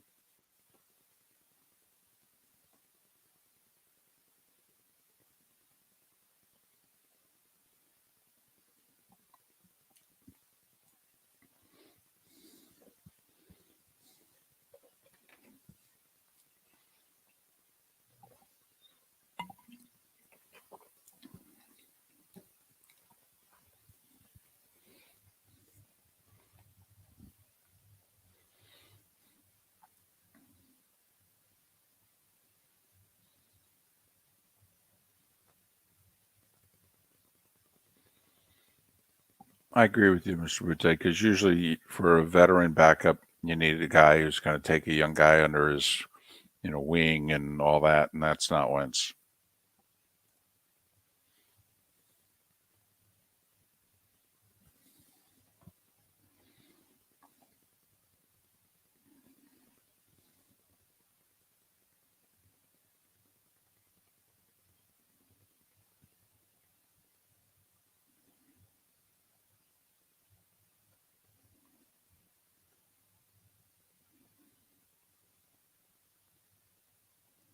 $15 seconds.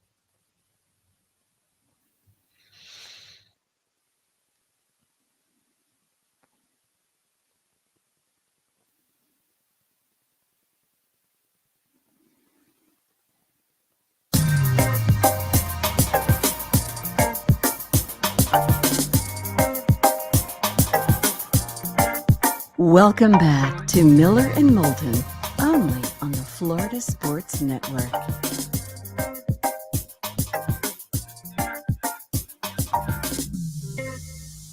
"22 minutes before the hour. Miller and Moulton, Florida Sports Network, floridasportsnetwork.com.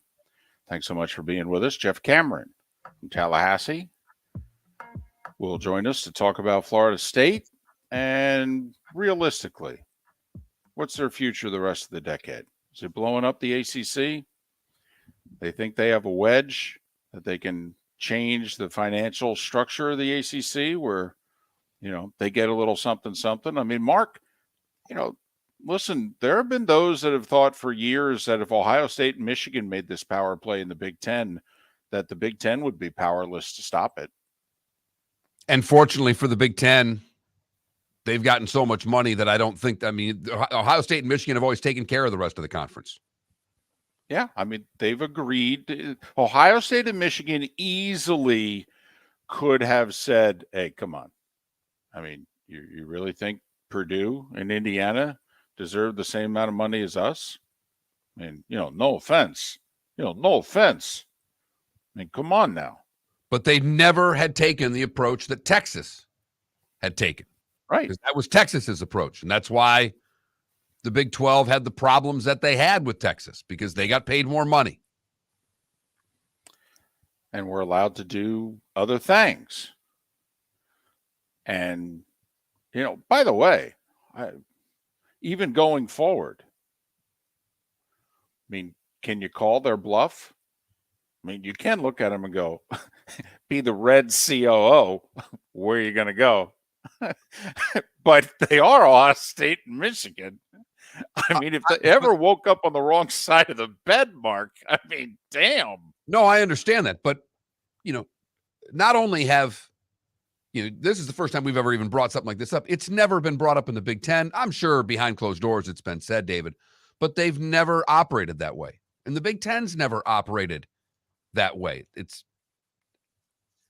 Texas is the only one that did it and got away with it.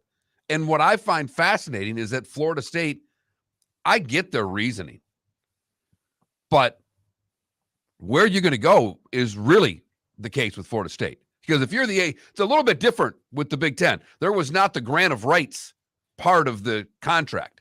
Mm-hmm. Florida State can kick and scream as much as they want. I don't see why the ACC would do anything to appease them right now. I don't. To give them more money, to give them a bigger slice of the pie? Listen, it's a huge risk legally, and obviously we're not attorneys, and we didn't sleep in a Holiday Inn Express last night. But if you have to pay $120 million to get out, then you're out, right? I mean, so that the whole legal, no one's challenged the land of rights deal, which is once you leave the ACC, oh yeah, they own all your television revenue going forward until the end of their current contract. So you not only have to pay to leave, you get nothing for leaving. We get all your TV money. I mean, no offense. Once you divorce, right? The 120, I paid 120 called million alimony, to David. Not sure if you're aware of it. I understand. Or maybe it's child support. I don't know which one you want to put it in, David, but there are things. There are things you pay after the divorce. Trust me. Well, and maybe so. And maybe that's why legally the ACC's in the right. But there's a part of me that also goes, hold on a second. Then it should be one or the other. Either you get all my money for leaving, or if I pay you the $120 million, we're good. I mean, this whole, you get both? Because let's be honest, if Florida State thought, much like the LIV golfers, they think they're going to win against the PGA Tour. They think the independent contractor laws are on their side and they're going to win. Okay, even though the PGA Tour has rules on the books that are anti that. We'll end up in a Supreme Court somewhere about it in the next year or two. If Florida State, Mark, thought they were going to win, they'd pay the $120 million. They'd find it. It wouldn't be easy. It might take 2 years, but they'd get them out of Dodge. But no one knows if the grant of rights has any legal standing. And obviously they're not being told that it's a dunk if they pay the 120, or like you said, they would be looking at ways to get out. Remember, there's no sport that counts other than football. That's a very painful thing to say, particularly to the ACC, which deep down at its core is a basketball conference. But when it comes to the networks paying the money that they're paying, it's football, football, and football. So with that being said, name me the teams in the ACC that should get the same amount of money as Florida State, Miami, and Clemson. I don't think there is one.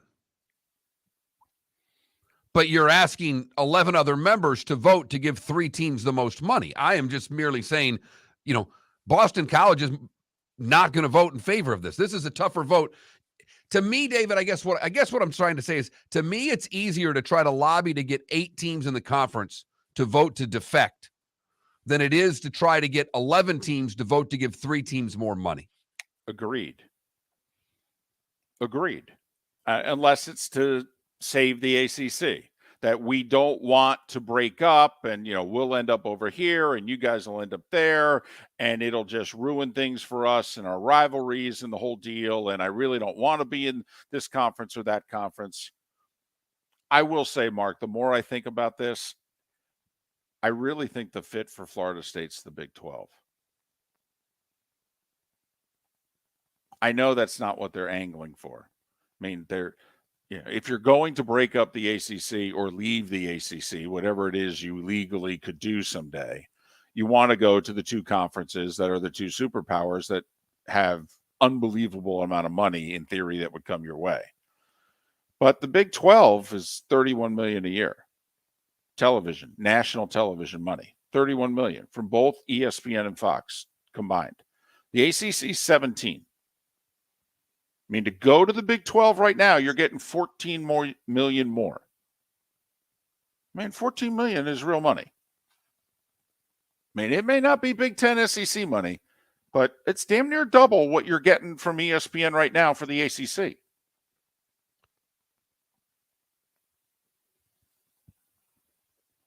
And I think you want your partner to be Miami, because if ESPN and Fox were to open up their checkbooks and try to give more money, who would they give it to? And I know Clemson's in there too, but Florida State and Miami move the needle. They still do. That Florida State game did a really nice number the Friday night after Thanksgiving. Really nice number. And it was not all because of the Gators. Trust me, nationally, Florida State's brand is every bit as good, probably better than the Gators. Nationally, not regionally, but nationally. You got to trust me on this. We've seen the numbers. We've poured over them.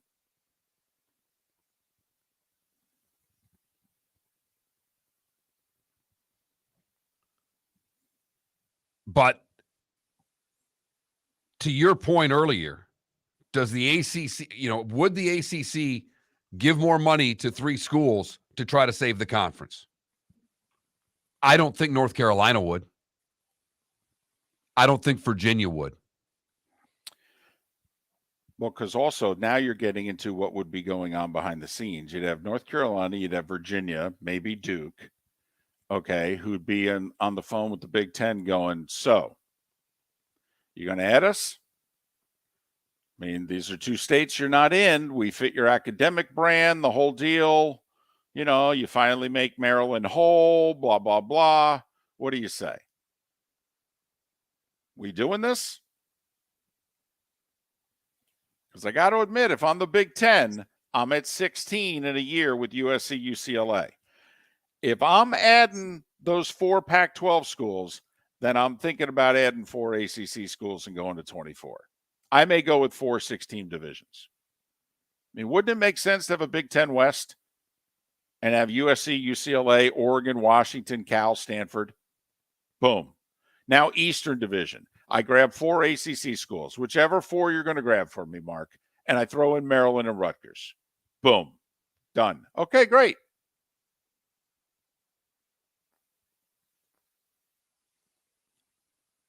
Boy, that's something. And then I have to take what? One school from the current Big Ten West and move it to the East? Right? Because I took Rutgers and Maryland and moved them into, basically my ACC division. Right. So I got my Pac-12 division and my ACC division, and now I got 12 in the middle. But I got 7 and 5. So I got to move one team from the West to the East. What do you say? You move Purdue? Put them in with IU? Put them with IU. No, they wouldn't want that, obviously. They wouldn't either. The two Michigan schools, Ohio State, Penn State. Right. Pretty gnarly little division. Penn State would want to be in that ACC division, just so you know. Okay. I could see where they would. And you know what? Ohio State and Michigan may be like, no, Penn State over there. We'll take Rutgers.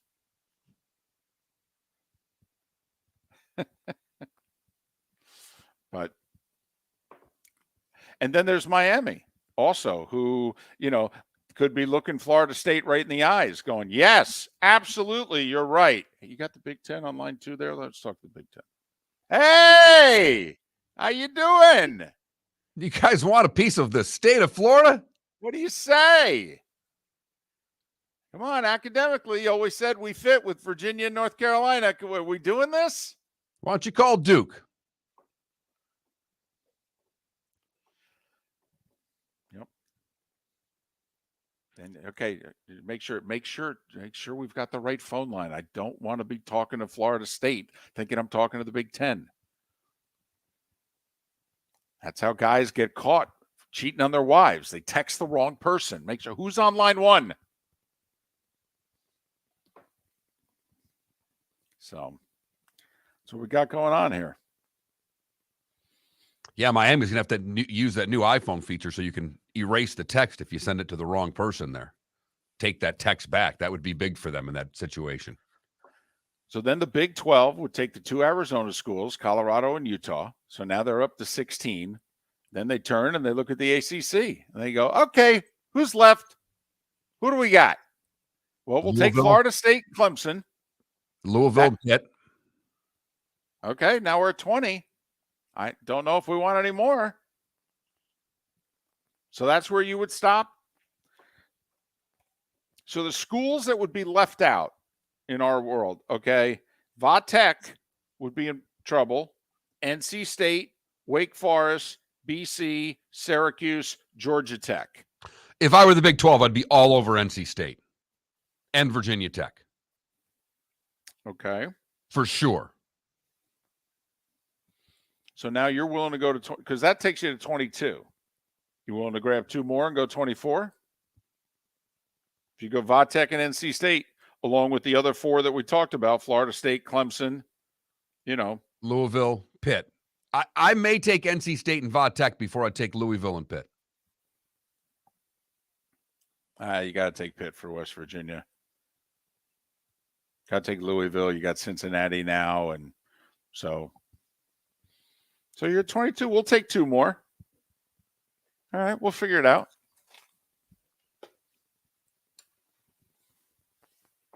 But that's the world the ACC's living in right now, or at least that's the world Florida State's trying to put the ACC in. You got Oregon and Washington trying to break up the Pac-12. And now you got Florida State and whoever else they're talking to who's like, this is not working. We cannot be giving up 40 to 50 to 60 million a year in revenue to these schools that we're competing with trying to win national championships in football. That ain't going to work. And I think the school they're talking to is Clemson. It would make the most sense. Biggest football program, one that needs the money, and it's South Carolina like Florida State has Florida. We'll find out what Jeff Cameron thinks. He comes up next, covers Tallahassee as well as anyone in the country. He's next on Miller and Moulton. Miller and Moulton here for the Clutch Vodka Play of the Day. Mark, remember Nick Charles, Fred Hickman, the CNN play of the day? Yeah, CNN did a nightly sports show. That was a while ago. Yes, it was. Just work with me. Everyone liked the pod, the play of the day. So how about we have the Clutch Vodka play of the day? Sounds good. Fun. Smooth. Like Clutch Vodka. Listen weekday mornings for the Clutch Vodka play of the day. That's Clutch with a K.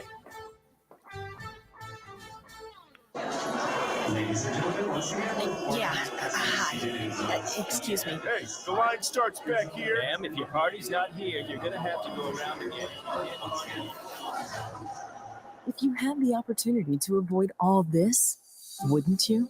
Salt Live is the official transportation provider of the Miller and Moulton Morning Show, making your trip to and from the airport seamless and stress-free. Salt Live is supported with the help of local partners like the Bayfront Inn. Gather your family and friends and enjoy a leisurely day on the water with a pontoon or deck boat. If you prefer to explore the waterways without a motor, the Bayfront has canoes, standboards, and kayaks. At the end of your journey, enjoy lunch or dinner at the Bamboo Tropical Bar and Grill. The Bayfront Inn, something for everyone on 5th Avenue in downtown Naples. BayfrontInNaples.com. When you need a ride, book with Salt Live Transportation, 308-8686, or book on saltlivetransportation.com. David Moulton for Napa, Napa Auto Parts, and Napa Filters. Insist on Napa Filters for your vehicles, or if you're a do-it-yourselfer, only buy Napa Filters. Napa has a filter for almost anything on earth that moves, whether it's motorcycles, foreign and domestic cars, vans, SUVs, earth-moving equipment. You get the idea. Napa Auto Parts, Napa Filters. Insist on them for your vehicles, or if you're do-it-yourselfer, only buy Napa Filters. Located on the East Trail, locally owned Naples Tiki Bar and Grill is an outdoor eatery next to the Hitching Post Shopping Center. Island-inspired food with a true tiki theme. The best place in Naples to enjoy the beautiful weather in Southwest Florida. The Naples Tiki Bar and Grill offers a great menu for dine-in or takeout. Enjoy our famous pulled pork, huge burgers, and tiki bar cocktails. Don't miss happy hour every day from 3 to 6, and live music 7 days a week. See you soon at the Naples Tiki Bar and Grill, 11498 Tamiami Trail East. The waterways of Naples are a beauty to behold, and the Bayfront Inn has multiple ways for guests to enjoy the water and have some fun. Gather your family and friends and enjoy a leisurely day on the water with a pontoon or deck boat. If you prefer to explore the waterways without a motor, the Bayfront has canoes, standboards, and kayaks. At the end of your journey, enjoy lunch or dinner at the Bamboo Tropical Bar and Grill, the Bayfront Inn. Something for everyone. On 5th Avenue in Naples. You were listening to Miller and Moulton on the Florida Sports Network.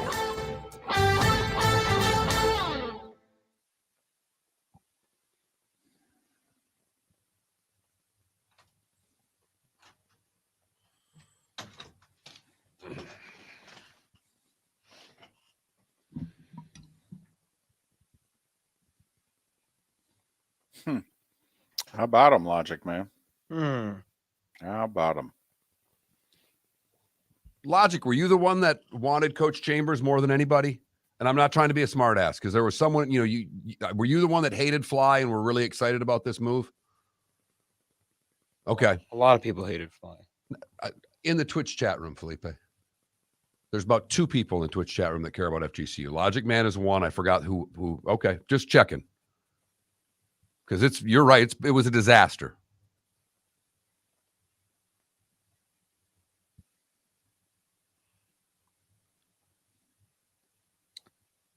I know this isn't the realignment that Fan is talking about. We've talked about this already, but if Major League Baseball changes their divisions to like regional, I'd love that. Well, they'd have to move some teams from one league to the other, though. I wouldn't mind that. Mix it up. Screw it. We're going crazy. We'll see how he does now, because he had a bad year, bad golfer. So how many years does he have on his contract? I thought it was a 5-year deal, but but the buyout is the key. You don't know. Is it a full contract buyout? Is it? All depends.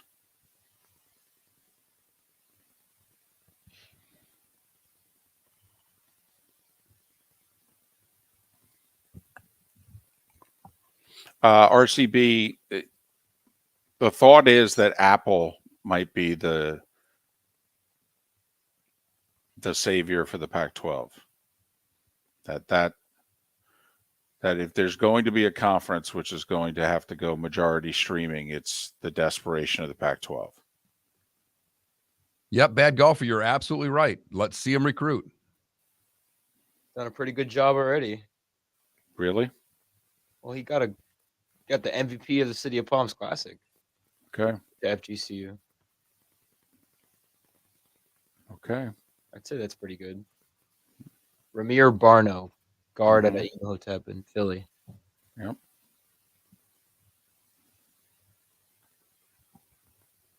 See if he actually comes to FGCU.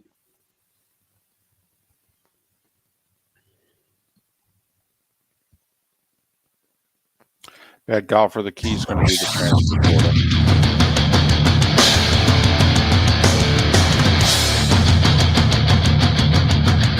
You are listening to Miller and Moulton, exclusively on the Florida Sports Network.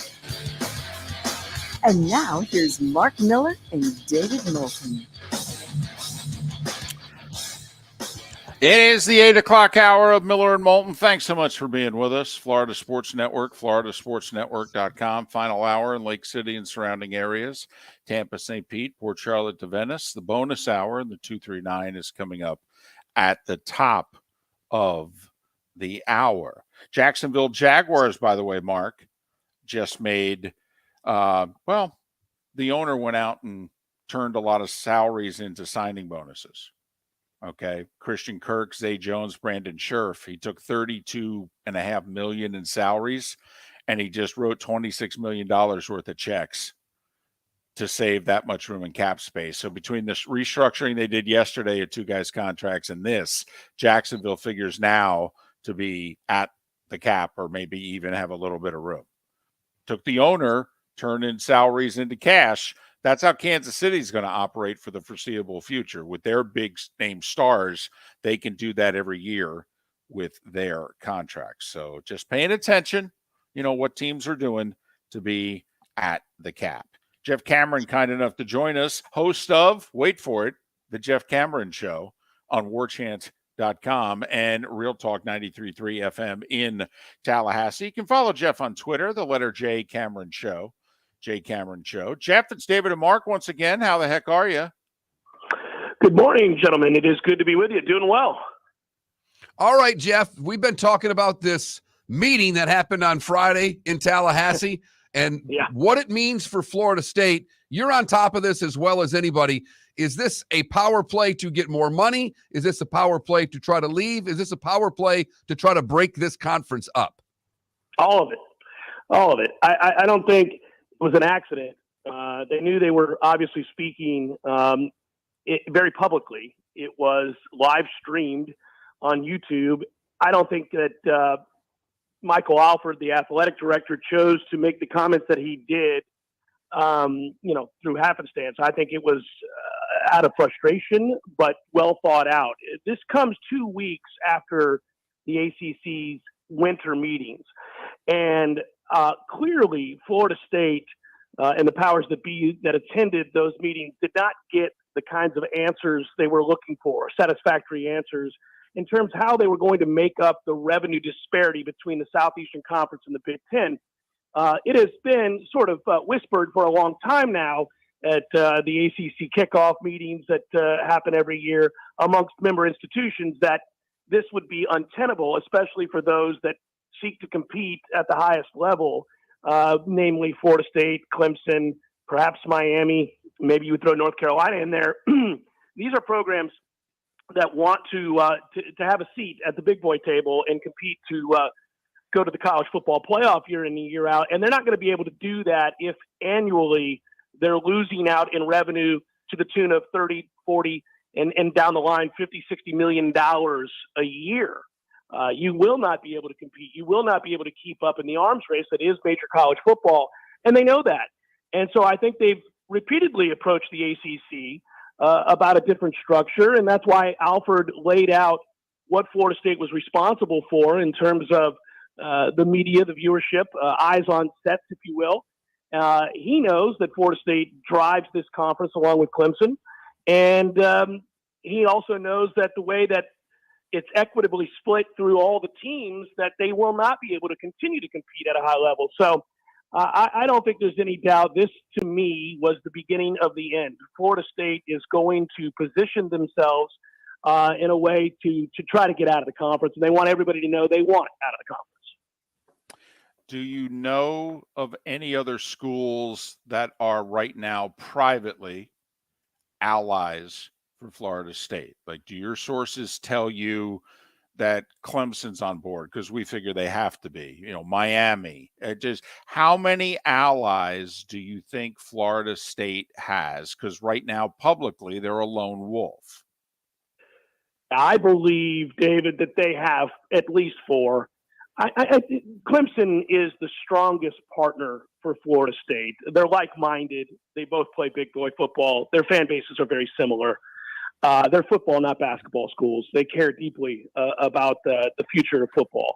And so that is one. I think Miami is probably one as well. And then from there, it'll be interesting because I think North Carolina, for example, would be primed to be picked off by the Big Ten. Strong academic institution. Also, it would fit the model of what the Big Ten might try to do. I think for Florida State, they have to root for chaos. It's interesting because you can kind of connect the dots here in a weird way. They need the Pac-12's negotiations to go poorly and for those teams to be picked off by the Big Ten and the SEC then to respond to the Big Ten's continued expansion. I think if you're Florida State, you want chaos. You want to watch this thing, blow up. Because Florida State, when you look at the numbers, is one of the most popular programs in all of college football, just from viewership standpoint. If you look at many other metrics, I'm sure you guys are aware of these, but Florida State is in the top 10 in all of those. So they would be an asset if we're driving eyes to sets. What if the SEC doesn't want Florida State? If they pull off this power play and the SEC says we're staying at 16 because we're not going to get any more money, could the Big 12 be a viable partner for Florida State, Jeff? Well, that would probably be less than ideal in the minds of Florida State's upper brass, at least the people that I've talked to. I suppose. I say that only because the ACC situation is untenable. They're dead and they don't even know it. The ACC is not going to exist as currently constituted. And so I know that they want out of this conference. Florida State has long wanted out of this conference, I believe, but it's really been in the last 2 years expedited. And I think, obviously everybody can see where college football is going. And you look at that revenue disparity, you cannot stay in this conference if you'd like to compete and have the best of the best in terms of staff and facilities. You're not going to be able to. So Florida State wants out. I suppose the Big 12 could be a landing spot if that contract were better suited for Florida State financially than the one they're in. And right now it would seem almost any of them would be. Well, I believe right now the Big 12 schools get $14 million more per year from their national TV deal with ESPN and Fox than right now the ACC schools are getting from ESPN. And Jeff, we've been on this for over a year. We just paid attention to the TV contracts and what have you and said, listen, if you're the ACC, okay, first off, you're locked in longest term for the least amount of money and where your game's going to air, because ABC, ESPN now is totally in bed with the SEC. You're going to be lucky to get your games shown on anything other than the ACC network. And Jeff, I believe, and this may sound crazy, if I'm the ACC, I have to sue ESPN to get out of my contract. The ACC is stuck for a lot of reasons. But David, you go back, they had to acquiesce to the deal because ESPN built the network, the television network, the ACC network. So at that time, that's why grant of rights is through 2036. They had to show alliance. They had to show solidarity. ESPN was basically telling the ACC, why would we build this television station for you? Why would we build this network if we don't have guarantees that Florida State and Clemson and Miami and Virginia Tech to a lesser extent are going to be part of it? And so that's why those schools agreed to give up their grant of rights. I'm sure they regret it deeply. If they could have seen the tea leaves or read the tea leaves properly, they would not have done it. But here we sit. And you're right. They are not in a position to be able to compete long term. But I don't know, David, that ESPN is in a rush to renegotiate. They have the ACC been over a barrel. Totally. But here's where I would sue. I would say you guys, through your dealings, have buried us as a conference, and you've done it intentionally. All right. And when we signed on, our games were getting this spot on these networks, and now you're going to bury us. You've buried us as a conference. You did it intentionally. You guys orchestrated Oklahoma and Texas going to the SEC. Okay. We're suing you. You guys have systematically buried us as a conference. We just want out. You get to save $240 million a year. We want out. We want to be able to hawk our conference on the free market. That would be my lawsuit. It'd be an interesting one. I'm not so sure. It's long been said, guys, that the ACC's deal with ESPN is a bad deal for only 4 teams in this conference. Like if you're Wake Forest or Syracuse or Boston College or Duke or any of these other schools, say small private schools, this is a great deal for you. You're not going to do any better because you don't play big boy sports. You don't play big boy football. But it's a terrible deal for those that do and want to continue. If you're Florida State and Clemson, this is an awful deal. For maybe 2 teams, it's an okay deal. Like NC State, Virginia, it's an okay deal. But anybody at the upper echelon of this conference that wants to win championships, this is a god-awful deal. I'm just curious how many of the teams in this league are of like mind. I don't think they view this as a terrible deal. Those smaller schools probably feel very good about what they're receiving. I understand if you're a league, if you're Jim Phillips, and you want this league to survive, and football is the only way that any league survives these days, then you do. You're right, David. You do have to approach the network and say, guys, we cannot compete moving forward with this deal. But I guess you could sue. I mean, what a mess. What a mess. Is there anybody out there that thinks that the grant of rights is BS, essentially, Jeff? I mean, if you pay your $120 million to get out of the conference, is there anybody out there that thinks that they can get away from the grant of rights, or is that ironclad? It's a great unknown. I've talked to several attorneys because obviously this is out of my purview, and some will tell you that it's ironclad. There's no way out, and there's no chance that Florida State or Clemson or anybody else is going to challenge that. Others will say that's absolutely not true. It's the great unknown. We don't know. It just takes one team to decide to go after it. And Peter Collins, with the Florida State Board of Trustees chair, said yesterday, or over the weekend, I should say, in an interview that he did with War Chance Irish Chaffel, quote, "We have a very good handle on what the grant of rights is." Now, that is the first time somebody in the administration, somebody that would be considered in a position of knowledge and high-profile strength, has said publicly that they have a handle on the grant of rights. And to me, that is in some ways a threat, right? That is them saying, no, we're going to, if nothing changes, we're going to challenge this. I don't know that to be true, but that's the first time somebody has said anything like that. Jeff Cameron, warchant.com, Real Talk 93.3 in Tallahassee. Follow him on Twitter, the letter J Cameron Show. J Cameron Show. He's Jeff Cameron. Jeff, thanks for doing this. We appreciate it. Be good, boys. Good times. The grant of rights, by the way, are held at the ACC office. You're not allowed to take them out of the office. It's like a book. You go into the office, they bring it to you. You're not allowed to leave the office. You're not allowed to make copies. Okay? You're not. It stays in the office. And that's why when the Florida State guy, Mark, says we have a good reading on it, there are schools in this conference that are like, yeah, we don't understand it. We've barely seen it.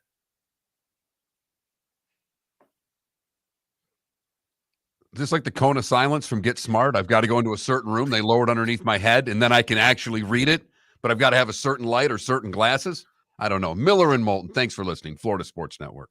David Moulton for Napa, Napa Auto Parts, and Napa Filters. Insist on Napa filters for your vehicles, or if you're a do-it-yourselfer, only buy Napa filters. Napa has a filter for almost anything on earth that moves, whether it's motorcycles, foreign and domestic cars, vans, SUVs, earth-moving equipment. You get the idea. Napa Auto Parts, Napa filters. Insist on them for your vehicles, or if you're do-it-yourselfer, only buy Napa filters. Mark Miller for SWFL Golf Carts, or online, flgolfcarts.com. If you're looking for a golf cart, an e-bike, or an e-motorcycle, go visit Alex and the gang at SWFL Golf Carts. flgolfcarts.com online. Check out their whole inventory. If you're looking for a custom cart, they can take care of you. 2-seater, 4-seater, 6-seater, they've got you covered.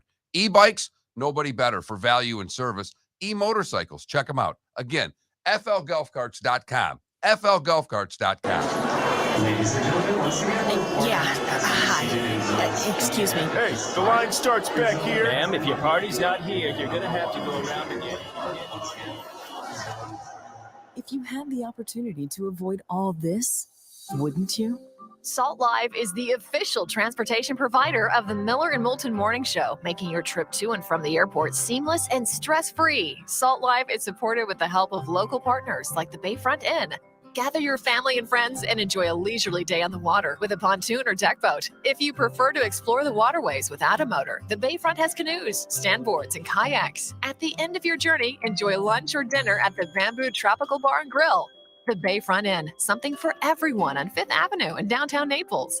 BayfrontInNaples.com. When you need a ride, book with Salt Live Transportation, 308-8686, or book on saltlivetransportation.com.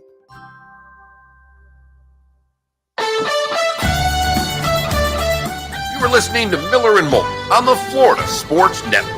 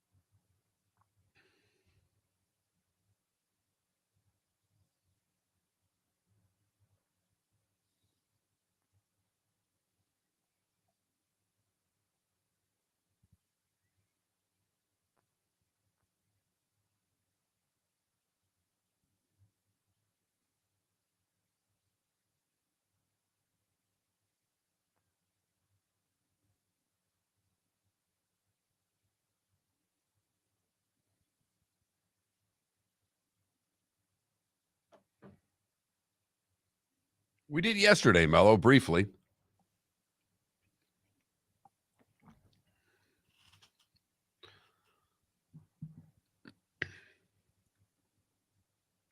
I had to give the PGA golf. I was listening, like I said, I listened to a little bit yesterday, David. Apparently, in this whole live PGA thing, they wanted to pose this. Everybody's getting deposed, including the people in Saudi Arabia. And the Saudi Arabia guys, yeah, they'll get deposed only in Saudi Arabia. And there's this pause, and they went, if I were the lawyers, I don't know if I'd want to go over there and ask too many questions. Mm-hmm. Mm-hmm.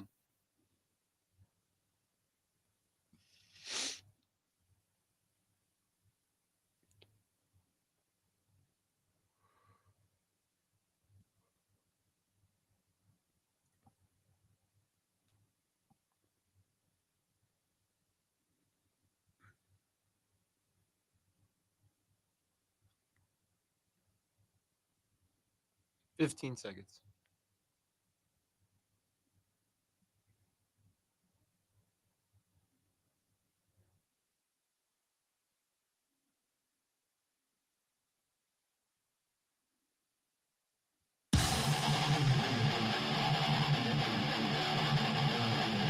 You're listening to Miller and Moulton, exclusively on the Florida Sports Network.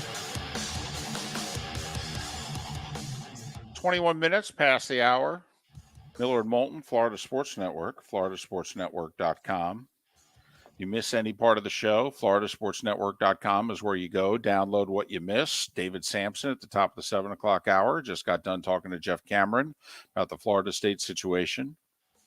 At the top of the 8 o'clock hour, he was very matter of fact, Mark, that he believes Florida State has begun the process of leaving the ACC somehow, some way. Whether it's blowing up the conference, whether it's the ACC gets blown up because of chaos elsewhere, that this is the beginning of the end. What was his line? Okay, the ACC is dead. They just don't know it yet. I still have this thing in my head, even though, Florida State and Clemson, I get it. I don't know why the SEC wants to expand anymore.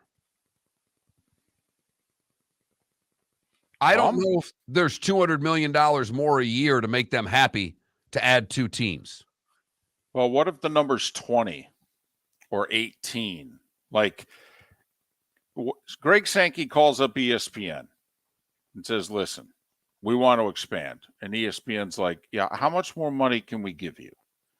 And he's like, well, what if the expansion's Florida State and Clemson?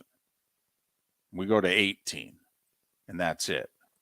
So you got to find an extra $100+ million a year. Florida State and Clemson worth it? The answer might be yes. I don't think there's anybody you can add to that where they're worth another $51 million a year, if you know what I mean. So now ESPN's like, well, hold on a second. Now we got to give you an extra $200 million a year because you want to go to 20. See, I think ESPN could be talked into Florida State, Clemson making this sucker 18 teams. I know if I was ESPN, I have no interest in going beyond 18. Not even Miami. Not even North Carolina. Close, but whew. Let me ask you, in all seriousness here, would you take Miami in Florida State or Clemson in Florida State? Clemson in Florida State. Is it not close? Oh, no, it's close. It's close. And Florida fan, this is where you're probably going, I don't want Florida State in the conference. Yeah, here's the problem. You voted to allow Texas and Oklahoma to join. Texas A&M publicly said, hey, Florida, hey, South Carolina, hey, Georgia, you guys always had an alliance. You were never going to allow Florida State, Clemson, and Georgia Tech into this conference. But you 3 suckers, when it came time to vote on Texas and Oklahoma, you said, sorry, A&M, we're sticking it to you. And once you did that, you now can't raise your hand and veto anybody else. And Georgia's sitting there laughing because nobody wants Georgia Tech. Exactly. I mean, laughing. In fact, since they voted to allow Texas and Oklahoma in, they've won 2 national championships. So they're really laughing. Kirby's like, hell, I'm going to move the cocktail party to campus. That's our next move. Stick it to Florida again. So I believe that's the route Sankey would go. He would take Clemson and Florida State as opposed to Florida State and Miami. I think the Big Ten would gobble up Miami in a heartbeat. I think North Carolina, Duke, and Virginia. If they were to do 4, it's either North Carolina and Miami, or it's all 4 of them. Here's where, if I'm the Big Ten, Mark, and we're playing this game, I'm taking Virginia, I'm taking North Carolina, and I'm taking Miami. And before I take Duke, I'm calling Notre Dame. And I'm saying, just so you know, this is the last time we call. Because we're adding the 4 Pac-12 schools to get to 20, and we're adding 4 teams from the ACC. Or we're adding 3 and you. It's your call. But write it down. This is the last time we call. Yes or no? I don't even factor in Notre Dame because I just think the answer's been no so long it stays no. And you're 100% right that you have to make the call. But and you say, just so you know, if the answer's no, we're taking Duke and our borders are closed at 24 and that's it. Good luck. Good luck. Yep. You got the NBC money and what have you for as long as they're willing to do this. By the way, just to make life difficult on you, we could pass a rule that we won't schedule you in anything. Okay. Just so you know, this is how angry at you we will be. This will be the 3rd time we've called. The 3rd time. 3rd time. It's a pretty girl right there. Yeah, I know. It's why you keep calling. To be rejected the way you've been rejected. You've been in the friend zone the whole time. Yep. And you have no shot and you keep calling. Yep. And you're in the friend zone, and yet you have fooled around with her many times. Many times. I mean, Michigan, Purdue. I mean, you have had many a one-night stand. Okay, but we want to make this a full-time relationship. Yes, I want to go public with this. I know what you want. I don't know what to tell you. The people at Good Morning America are just going to get ticked off. I don't know what to say. Yeah. Yes, you're going to have to walk the red carpet with me. I know. I'm not what you would prefer.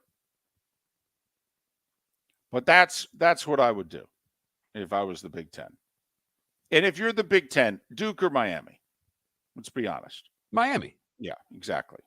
Miami. It's a football conference, right, after all. And it's Florida. I mean, so yeah, absolutely. So to me, it'd be real easy. Like Jeff Cameron talked about the chaos. If the 4 Pac-12 schools leave and join the Big Ten and it goes to 20, well, if you're going 20, go 24. So now you look at the ACC. You do Carolina, Virginia, Miami, you're at 23. And then you give Notre Dame an ultimatum. By the way, just as a Big Ten person and a Big Ten alum, I have no interest in Cal Stanford. If they wanted to go get Washington and Oregon, I get it. The Cal Stanford thing does nothing. I understand. I know you get a West Division. I understand what you're accomplishing with that. I wouldn't seemingly want to go that far. I'm with you completely.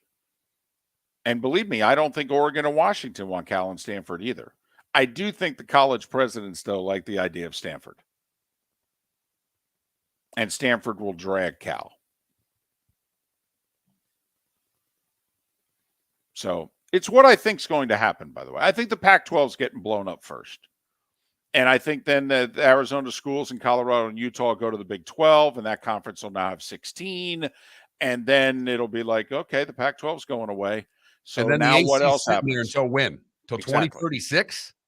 Right. And then you'll have the insurrection from within in the ACC. I mean, for the record, $240 million divvied up amongst the 14 ACC schools. That's $17 million a year. The SEC's getting $51 million a year from ESPN alone. The Big Ten's getting $67 million a year from Fox, CBS, and NBC. 4 times the television revenue in the Big Ten than the ACC annually. I mean, think of it. Illinois has that many more resources than Florida State. How long can the Seminoles just sit there and take it? And that's why the process is starting. That's why, as Jeff Cameron said, that meeting last week was very public. The words that were chosen were public on purpose, as they're attempting to get the ball rolling to what's next for Florida State in their future, whether it's in the ACC or somewhere else. It's why if I'm the ACC, I'm suing ESPN, or I'm saying, listen, will you allow us to bring in an Apple or somebody for more money? We need more money to survive. Miller and Moulton, Florida Sports Network. David Moulton for Napa, Napa Auto Parts, and Napa Filters. Insist on Napa filters for your vehicles, or if you're a do-it-yourselfer, only buy Napa filters. Napa has a filter for almost anything on earth that moves, whether it's motorcycles, foreign and domestic cars, vans, SUVs, earth-moving equipment. You get the idea. Napa Auto Parts, Napa filters. Insist on them for your vehicles, or if you're do-it-yourselfer, only buy Napa filters. Mark Miller for SWFL Golf Carts, or online, flgolfcarts.com. If you're looking for a golf cart, an e-bike, or an e-motorcycle, go visit Alex and the gang at SWFL Golf Carts. flgolfcarts.com online. Check out their whole inventory. If you're looking for a custom cart, they can take care of you. 2-seater, 4-seater, 6-seater, they've got you covered. E-bikes, nobody better for value and service. E-motorcycles, check them out. Again, flgolfcarts.com. flgolfcarts.com. Ladies and gentlemen, hi. Excuse me. Hey, the line starts back here. Ma'am, if your party's not here, you're going to have to go around again. If you had the opportunity to avoid all this, wouldn't you? Salt Live is the official transportation provider of the Miller and Moulton Morning Show, making your trip to and from the airport seamless and stress-free. Salt Live is supported with the help of local partners like the Bayfront Inn. Gather your family and friends and enjoy a leisurely day on the water with a pontoon or deck boat. If you prefer to explore the waterways without a motor, the Bayfront has canoes, standboards, and kayaks. At the end of your journey, enjoy lunch or dinner at the Bamboo Tropical Bar and Grill. The Bayfront Inn, something for everyone on 5th Avenue in downtown Naples. BayfrontInNaples.com. When you need a ride, book with Salt Live Transportation, 308-8686, or book on saltlivetransportation.com.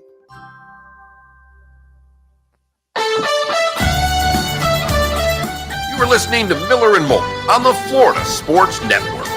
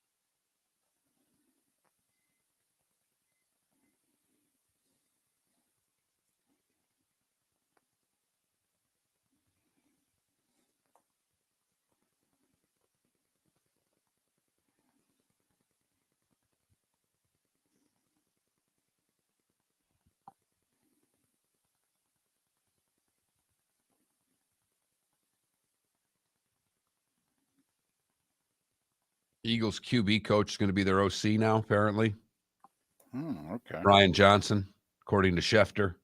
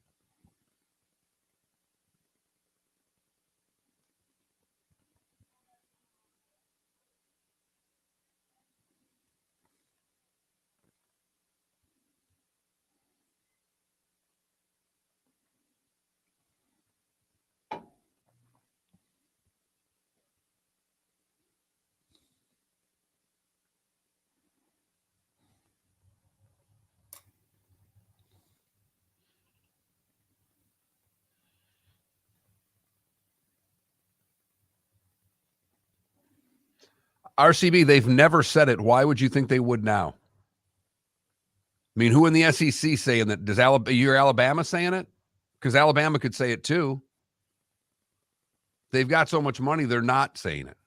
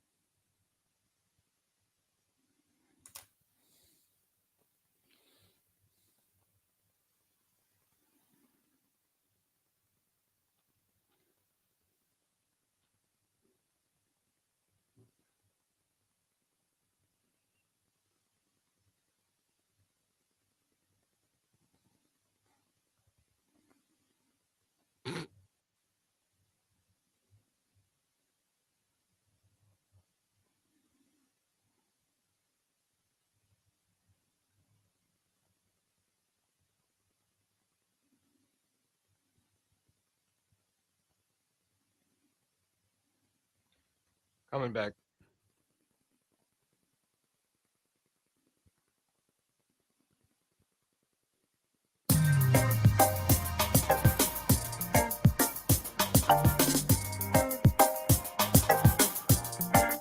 Welcome back to Miller and Moulton, only on the Florida Sports Network.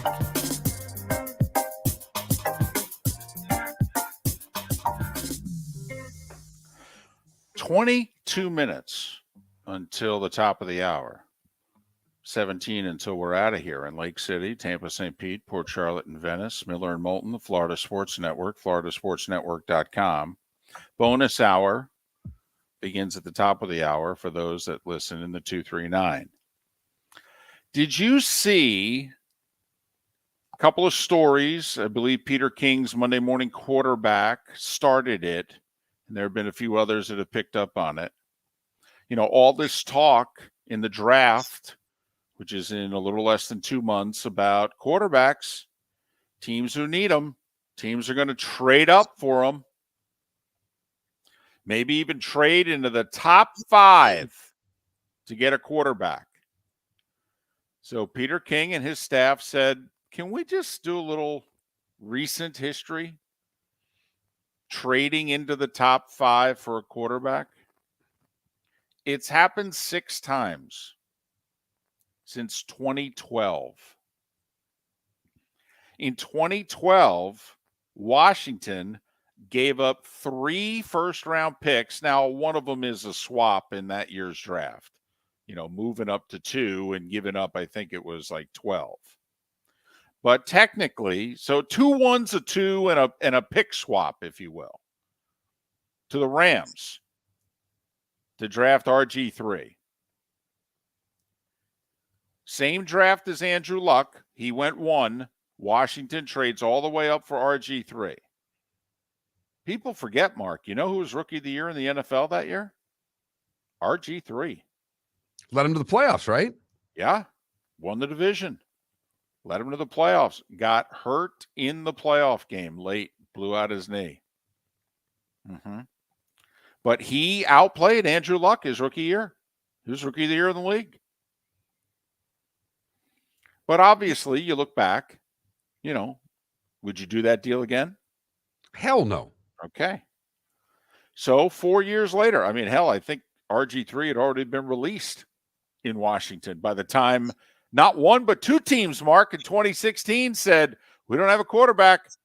We're going to get one. Rams gave up 2 1s, 2 2s, and 2 3s to move all the way up and get Jared Goff. The Eagles, because the Rams had to come from outside the top 10. I think they came from like 13 to move all the way up to 1. So 2 1s, 2 2s, 2 3s to move up the number 1 pick, and they took Goff. The Eagles were sitting at 8. They said, well, damn, we need a quarterback. There's only 2 in this draft. We're going to get the other one. They moved up from 8 to 2. They gave up a first, a second, a third, and a fourth. Besides, obviously, the pick swap. A first, a second, a third, and a fourth for Carson Wentz. And this is interesting to say that, you probably wouldn't do the deals again. Both of these guys helped lead their teams. Carson Wentz was hurt by then, but Goff got to a Super Bowl. Wentz and the Eagles got to a Super Bowl. Yeah, Wentz gets hurt late in his second year. He's winning the MVP, by the way, the moment he gets hurt in December.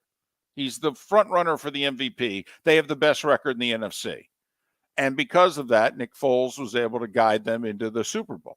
And you're right. The very next year, third-year quarterback Jared Goff outplays Drew Brees in the NFC Championship game in New Orleans, gets one of the worst officiating calls of all time to benefit his team, and beats him in overtime and goes to the Super Bowl. So 3 years into this deal, Wentz has taken the Eagles twice to the playoffs. They've won a Super Bowl. Goff has taken the Rams twice to the playoffs. They've played in a Super Bowl. So I know you wouldn't do those deals again now based on what happened to the 2 quarterbacks. But if you'd have asked this question a couple of years after the draft, I think a lot of people, well, of course you'd do that deal.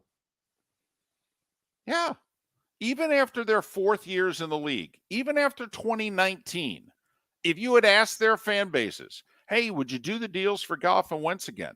They'd say, well, yeah, absolutely. 2017, the Bears made a procedural move with the Niners. And this is noteworthy, Mark, because now what are we talking about? The possibility of the Bears moving down from 1 to 2, then maybe even moving down from 2 to 4. The Bears called a few other spots, but yes. The Bears called the Niners, who were sitting at 2. And they were sitting at 3. And they said, hey, can we jump up? And the Niners said, yeah, sure. We got Kaepernick. We're good. You take your quarterback. We'll take Solomon Thomas at 3 instead of 2. We're fine. And the Bears gave up just 2 third-round picks and a 4th-round pick, and then the pick swap. So to move up from 3 to 2 costs 2 3s and a 4. Remember, we were playing the role play yesterday, and I was the Bears and you were the Texans, and I said to you, want to move up from 2 to 1? Next year's first-round pick. Right, I'm trying to give you 2 2s. Right. Well, 6 years ago, the Bears gave up just 2 3s and a 4. Now, granted, the quarterback they took was not Mahomes or Deshaun Watson. It was Trubisky. But you have to admit, for what they gave up to move up one spot, that wasn't outlandish. 2 3s and a 4. Okay. 5 years ago, the Jets were at 6. They wanted to get up to 3. They gave up 3 second-round picks and a 5th just to move up 3 spots from 6 to 3. They took Sam Darnold. Of course, the funny thing is the Bills were sitting at 7 and took Josh Allen. Yep. Jets could have hung tight, took Allen. Yep. No doubt. So RG3, Jared Goff, Carson Wentz, Mitchell Trubisky, Sam Darnold. Now, 2 years ago, the Niners made the big, bold move to go get Trey Lance. Gave up 3 ones. Oh, by the way, 3 ones. And clearly right now that hasn't worked out for a variety of reasons, but it's early. It's early. I mean, you're leaning bad move, but it's too early to render a grade. It's still incomplete. If you have to render a grade, a D. If I can, I'll give you a D because I don't have enough information to fail you, but I would think about it. So, with that being said, for RG3, Jared Goff, Carson Wentz, Mitchell Trubisky, Sam Darnold, and Trey Lance, those have been the 6 quarterbacks in the last 11 drafts that teams have moved in the top 5 to take.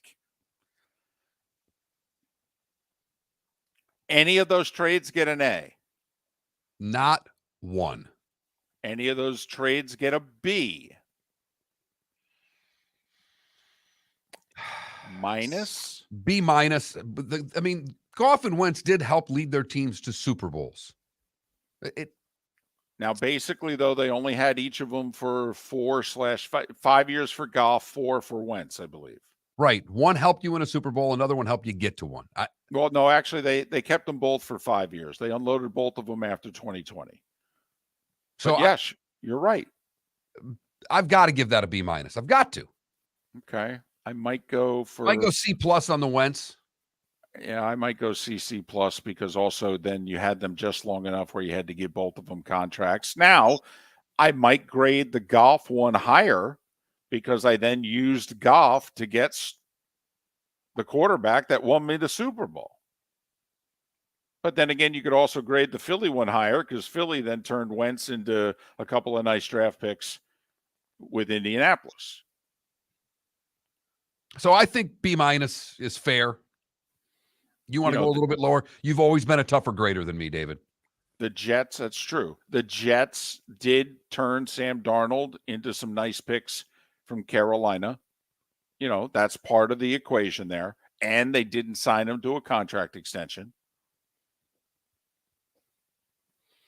But does that give you, if you're Vegas at 7, Carolina at 9, Tennessee at 11, never mind if you're anybody else thinking about a big, bold move. I mean, you remember where the Chiefs were to move up from the mid-20s to 10 to take Mahomes.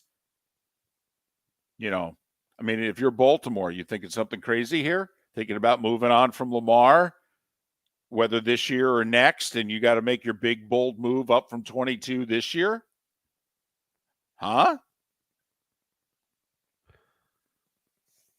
The Richardson part of this draft is fascinating, the way he's climbing, because I could see Baltimore staying there, Richardson plummeting and picking him at 22, because that would be what does Baltimore do? They sit where they always are and end up getting a great player.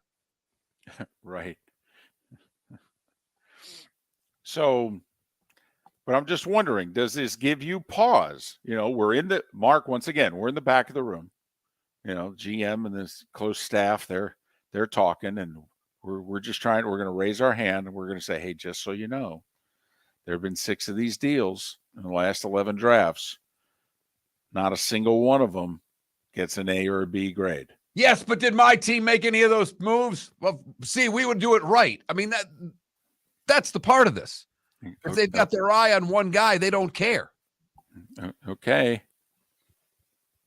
I mean, just so you know, the teams making the deals here, I mean, one of them was Washington, insert joke here, but one of them was Philadelphia. One of them was the Rams. You know, one of them was the Jets, insert joke here. One of them was the Bears, insert joke here. Right. But and the other one was the Niners. So, we've got 3 insert jokes, and then we've got, Rams, Eagles, Niners.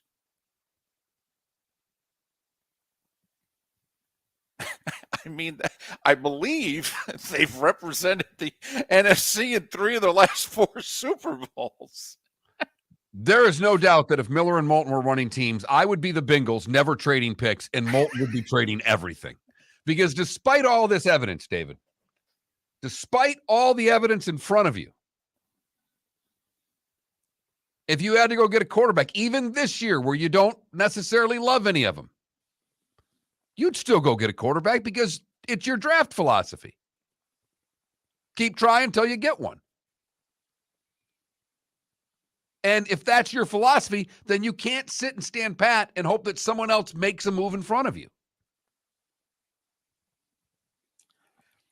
But I wanted to bring this recent history up for 2 reasons. First off, just to show, hasn't really worked out.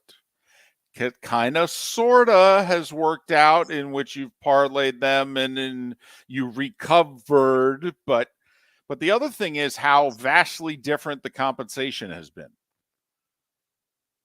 Moving up. I mean, think about it. Indy is 4. Let's just say they're only trying to get to 2. Let's just, the Bears they pull the Moulton. They move down to 2 with Houston. Then they say to Indianapolis, you want to move up to 2? Because somebody's calling Arizona to move up to 3 and take C.J. Stroud away from you, just so you know. What's he worth to you? By the way, my prediction, you're going to hear the Colts say that Anthony Richardson would be the 2nd greatest quarterback in Colts history to only Peyton Manning.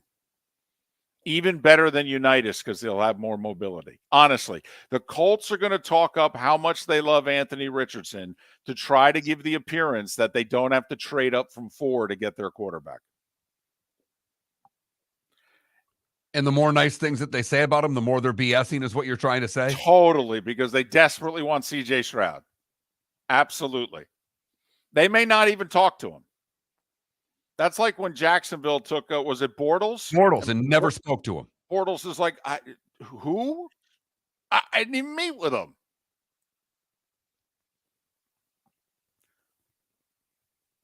So there you go. Little recent history. Some of the price tags, pretty big. And amazingly, what the Bears did to move up the 1 spot, they gave up nothing.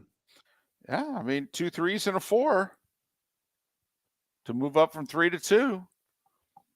And that was the case of a team at 2, San Francisco, that had Kaepernick. They were not taking a quarterback. And the Bears are like, listen, we just want to make sure you don't do a deal with anybody else. We'll move up to 2. You can take the guy you want to take at 2 and take him at 3, even save a few bucks. Niners went, yeah, okay, sure. How active will the Bears be, and who will their partners be? Who wants those quarterbacks badly enough to make the move? As David just pointed out, the history does not bode well for the team that's going up to get Bryce Young or C.J. Stroud or Anthony Richardson. There we go. There we go. All of them at the combine, by the way, and only Bryce Young is not throwing. But we're going to find out how tall he is. Miller and Moulton have a 5'11" over-under bet. David's going under. I'm going over. Thanks so much for listening. Back with the bonus hour on the other side of the 239 on the Florida Sports Network. Ladies and gentlemen, once again. Hi. Excuse me. Hey, the line starts back here. Ma'am, if your party's not here, you're going to have to go around again. If you had the opportunity to avoid all this, wouldn't you?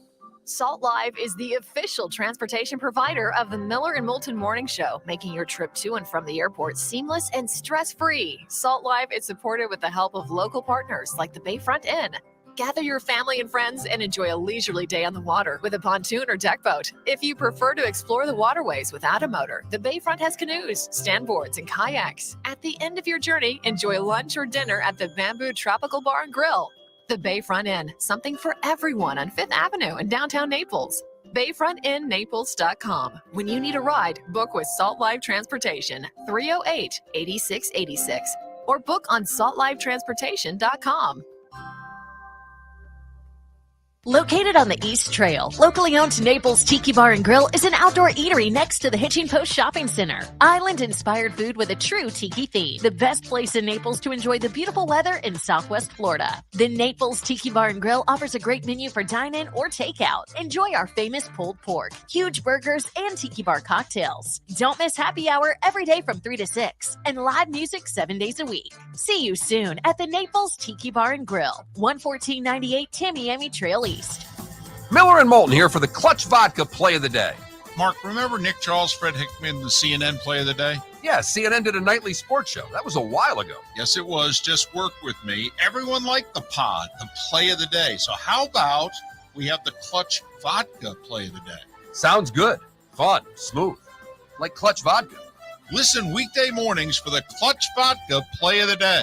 That's Clutch with a K.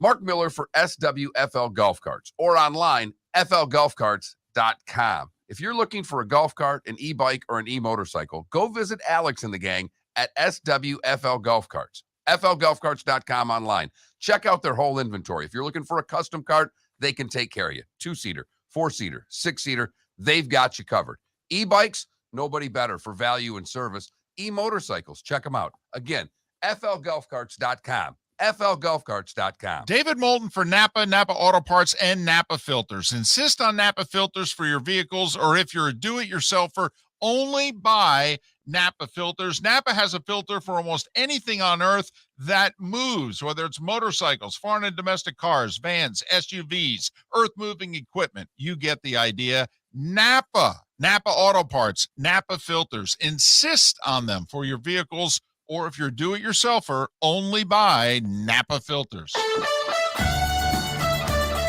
You were listening to Miller and Moulton on the Florida Sports Network.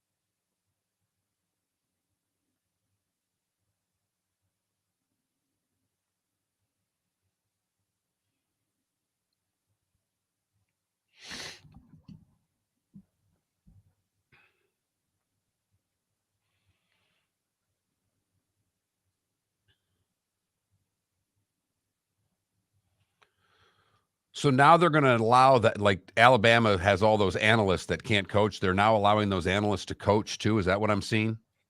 Or they're talking about it at least? That's funny. Well, because Bud's been tweeting a lot this morning because people are talking about the number of college coaches that have left for the pros. And he's like, I don't think it's any different than it was last year. Numbers are pretty similar. And if they allow the analyst to coach, it matters even that much less.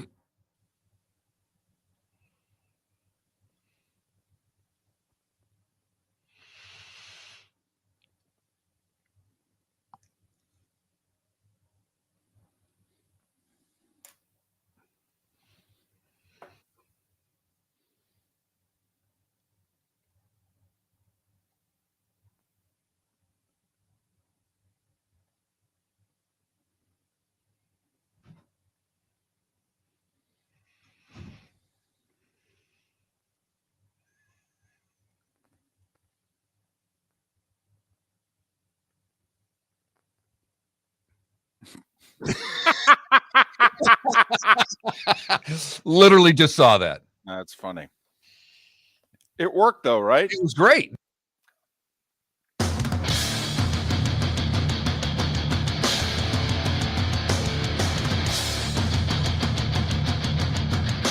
You are listening to Miller and Moulton, exclusively on the Florida Sports Network.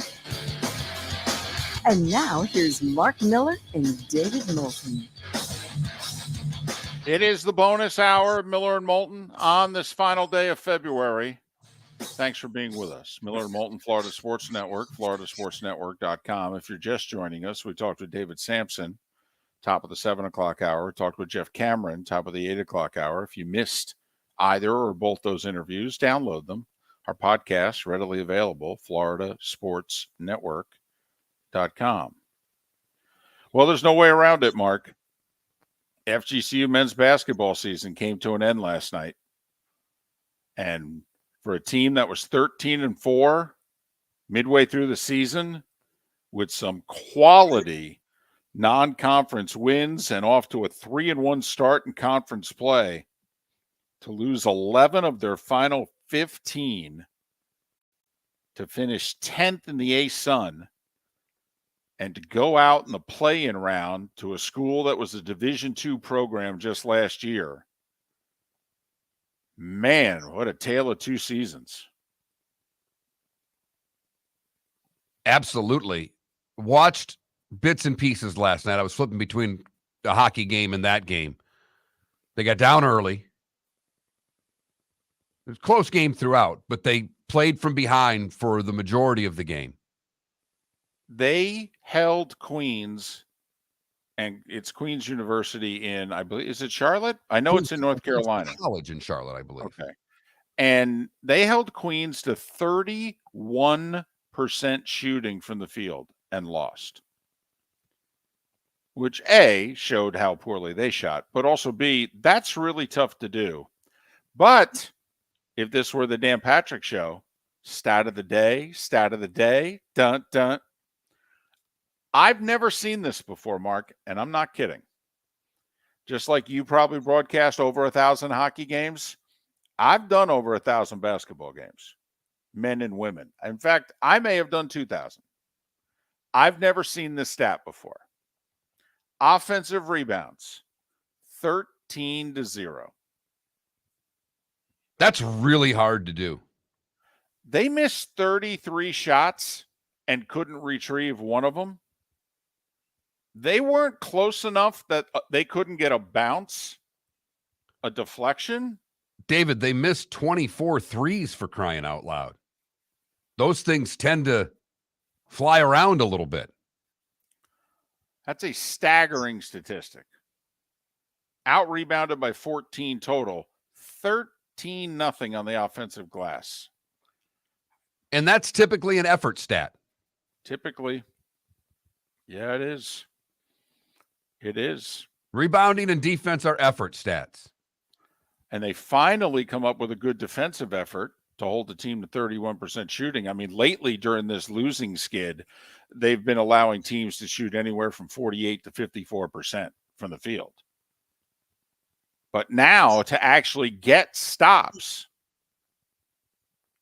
and to get no offensive rebounds and to allow a team that athletically is not any more gifted than you to beat you 13-0 on the offensive glass. Wow. They have an interesting roster because they have a lot of guys who are quote unquote seniors, but who have one more year of eligibility remaining. I don't know how many of them could be graduates and therefore be ripe to transfer. I don't. I haven't paid close enough attention. I don't know how the 4 or 5 guys who were not honored on senior night but are seniors, because that's the other thing, Mark, you have to pay attention to now. You can have a senior, but they're not honored on senior night because they have a year of eligibility still remaining, and the thought is they're going to spend it here. Of course, they may turn around and spend it somewhere else. They don't have to let you know that yet. And Coach Chambers could tell some of them that might be in their best interest to transfer. Absolutely. I've got Right. guys coming in. You're not going to get playing time. Why don't you look to go somewhere else? Yep. That's part of how this goes. No doubt about it. There were guys that got a lot of minutes under Coach Chambers who I know for a fact if Coach Fly had gotten year 5, they would not have gotten a lot of minutes. Some might have gotten none. So I think this will be a fascinating offseason because clearly something went awry here.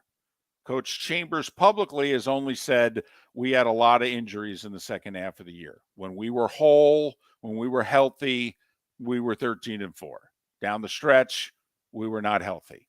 Well, you can sing that tune once. My guess is that's not 100% true. He was just being polite. And now we'll see what he thinks of some of the players that he brought in transfer, that he inherited from Coach Fly, and how hard and heavy he'll start hitting the portal. Yep. They had a JUCO All-American who tore up his knee and never played a minute, Shackelford.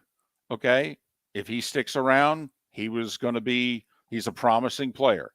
They've got the kid that Felipe talked about, MVP of the city of Palms, point guard out of Philly.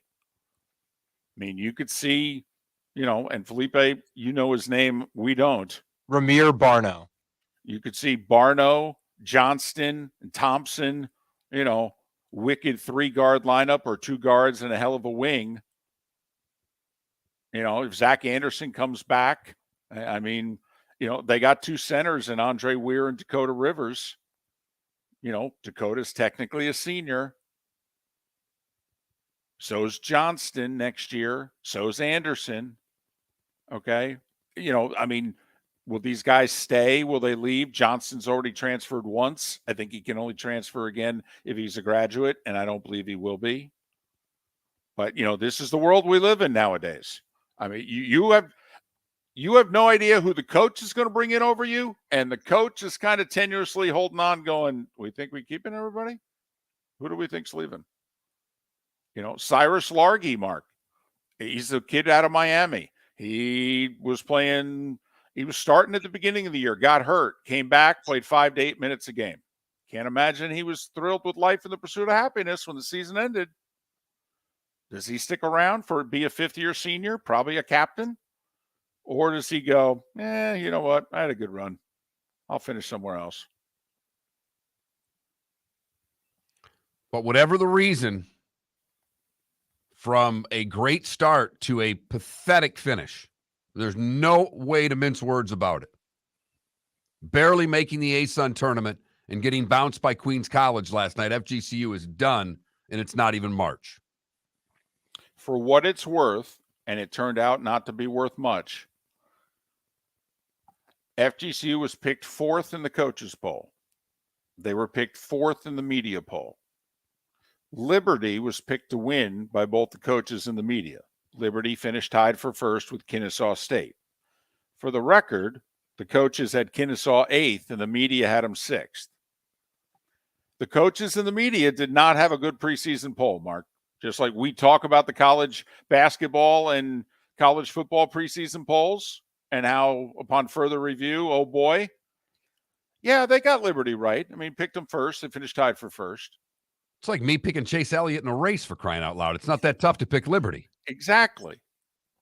This is the last year to do it, by the way. They're leaving the conference in the spring. But for the record, they picked Jacksonville to finish 2nd, and they finished 11th. They picked Jacksonville State to finish 3rd, and they finished 12th. And they picked FGCU to finish 4th, and they finished 10th. So the coaches and the media did not have a good preseason poll, let me tell you. Or 3 teams really underachieved. There you go. Really underachieved based on the talent that they were supposed to have. Now, for what it's worth, I've talked to 2 current head coaches in the ASUN in the last couple of weeks. The one told me, I said, I will not use your names. Honestly, objectively, FGCU's talent versus everybody else. Where would you put them? One coach told me 3rd, one coach told me 4th. Now, obviously, talent does not make a team. 13-4 the first half of the year, 4-11 the second half. The 4-11, technically against easier competition than the 13-4. Because let's face it, the A-Sun is not a juggernaut. Although, we'll say out of 32 leagues, it is graded out around 19th or 20th this year, which is actually a touch higher on average than it's been. It's usually in the low 20s, around 22, 23, 24 even, out of 32 conferences the A-Sun is graded out as. You know, the additions of Liberty and Jacksonville, okay, but they've had a couple of D2s that have joined. But anyway, I've looked this year, Ken Palm and other rankings. The A-Sun is graded out 19th or 20th, Mark, out of 32 conferences. A touch tougher than, say, historically over the last 7-8 years.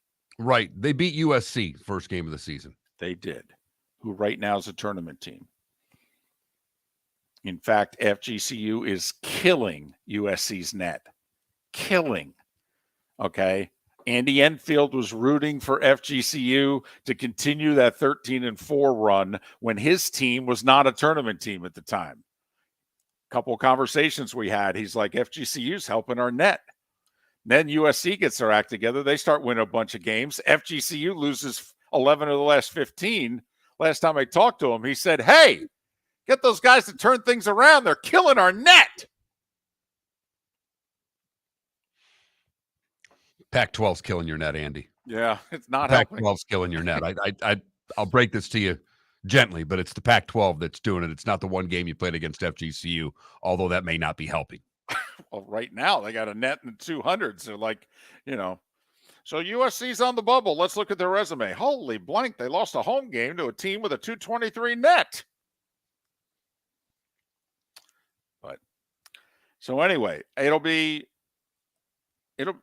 we have no idea how many FGCU basketball fans there are anymore. But if you're a diehard fan, this will be a riveting offseason.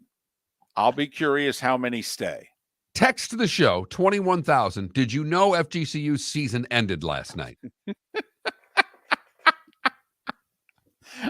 And did you know who they played before we brought it up? And even though we've brought it up 3 times in the last 10 minutes, can you name the school that they played? Hell, name the conference that they're in.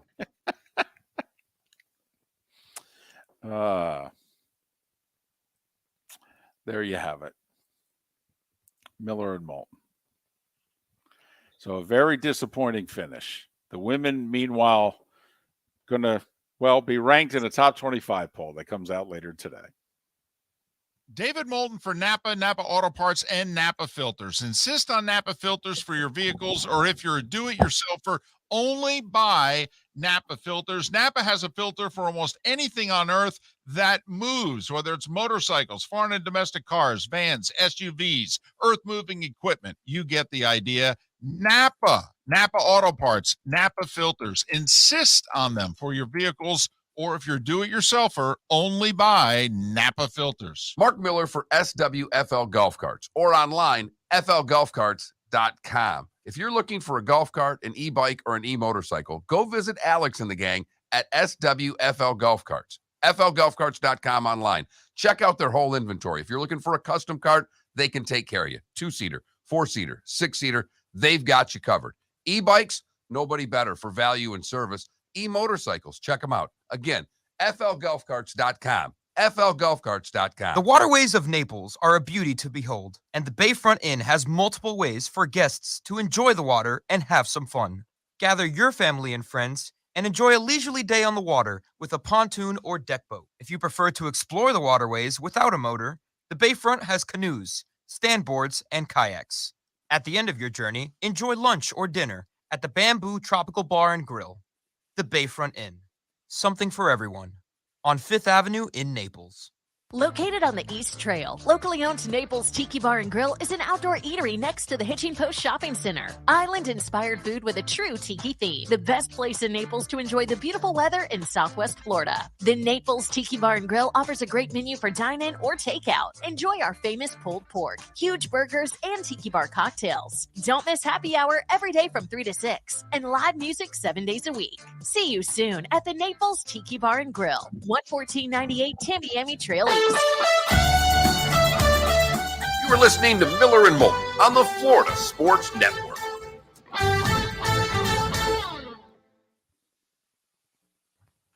Well, what other trucks have you owned? I had a Nissan. I had a Chevy. That's it. Chevy Silverado, or what? It's older than that. It was a long time ago. It was a Chevy. Was it a Silverado? Yeah, it was a Silverado. It was a bad truck. It was black. It was badass. it's big though. Yes. Oh yeah, Silverados are big. But no, after this one, you're done with trucks. Done with trucks. Might even get a sedan next.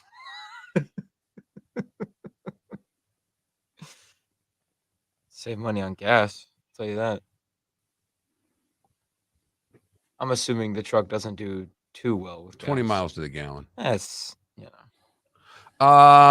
Defensive coordinator Leslie Frazier has decided to take a year off from coaching in 2023. That's from the Buffalo Bills Twitter page. Oh.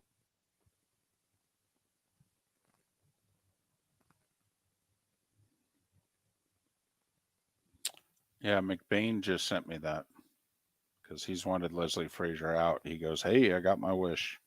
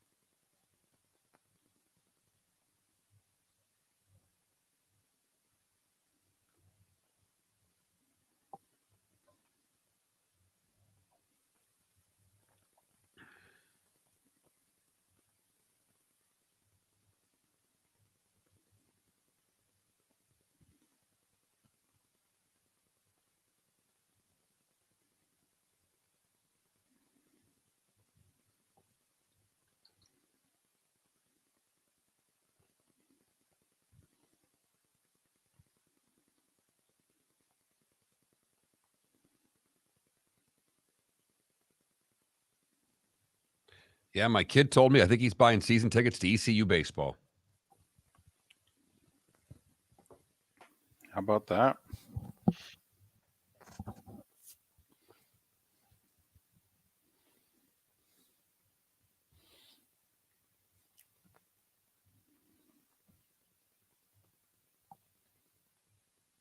That was a solid segment, right? Yeah. Hey. Oh, you got to do it. And lose 11 of 15. It's a Come joke.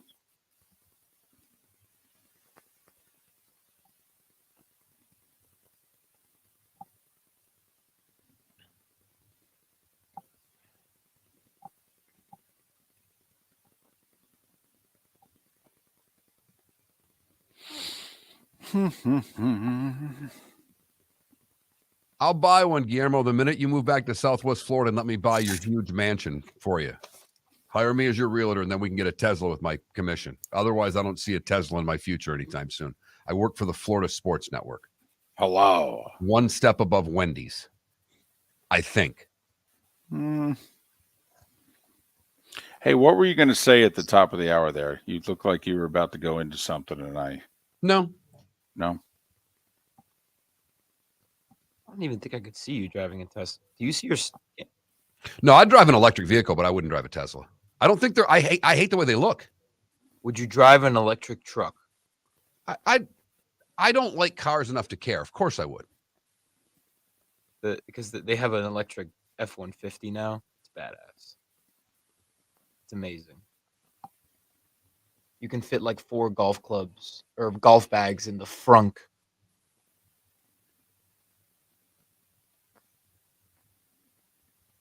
And whoever asked, travel soccer is on hold because softball started, and I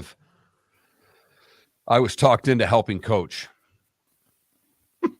I was driving on Three Oaks Parkway the other day in the hot sun, and I looked at that baseball field, and I'm like, man, Mark's probably doing something like that I right just now. found out we got to practice Friday night, so I got to cancel my golf on Friday. This is unbelievable. Good luck with that.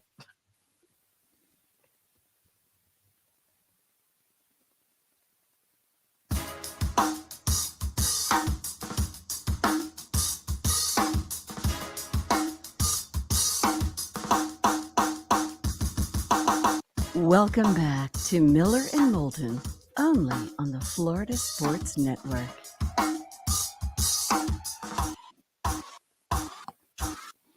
$21 past the hour. Miller and Moulton, Florida Sports Network, Florida sportsnetwork.com. So the Bills with an announcement in the last half hour. Leslie Frazier, their defensive coordinator. Mark, he just so happens to decide to take a year off from coaching. You don't think that's right before the Bills were going to tell him that you're going to have a year off from coaching?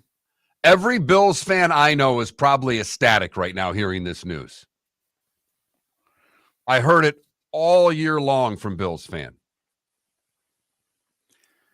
So they announced a few other assistant coaching moves. I don't believe they announced who Leslie Frazier's replacement's going to be at defensive coordinator. So still to be determined. Who knows? Maybe it could be one of the runner-ups for the Denver defensive coordinator job. I mean, if Vance Joseph was the former head coach of the Broncos and can go back and be defensive coordinator, can't Rex Ryan go back to Buffalo as the defensive coordinator? He could. I don't see that happening. No, I don't know. There's not been a lot of interviews for Rex. In fact, there's been one since he left. Right. Mm-hmm. Maybe Matt Patricia, Mark. Maybe Matt Patricia. I would think in terms of Sean McDermott came from Ron Rivera and the Carolina coaching tree. So if they don't promote from within, just start looking back 7-8 years ago as to who McDermott was around. Just throwing that out there. Earlier today, the Jaguars turned nearly $33 million of base salary into signing bonuses. So Mr. Khan wrote some checks. In doing so, turning salary into bonus, they just created $26 million in cap space. Remember, they restructured the two deals yesterday. So you got to figure Jacksonville's, who needed to find $31 million in salary cap savings before March 15th, has found those savings. Now, Evan Ingram's still a free agent. And, there are other guys. I mean, they just got to the point where, they may have $20. We'll get a few more answers out of the Jags today. Balky and Peterson are meeting with the media at 12:30, so you'll have an idea of where, at least you'll have some idea of what direction they're heading in, depending on how honest the powers that be in Jacksonville are with the media this afternoon. Washington placed the first franchise tag of the year. They did so on defensive tackle Deron Payne. He'll make a shade under $19 million. Which had been expected. One of the few tags that will probably be issued. We put the over-under at what, 4.5? And I'm going over. Pat thinks it'll be no more than 4. And we'll let Pat Kerwin know, by the way, on the show tomorrow. But I'm going over.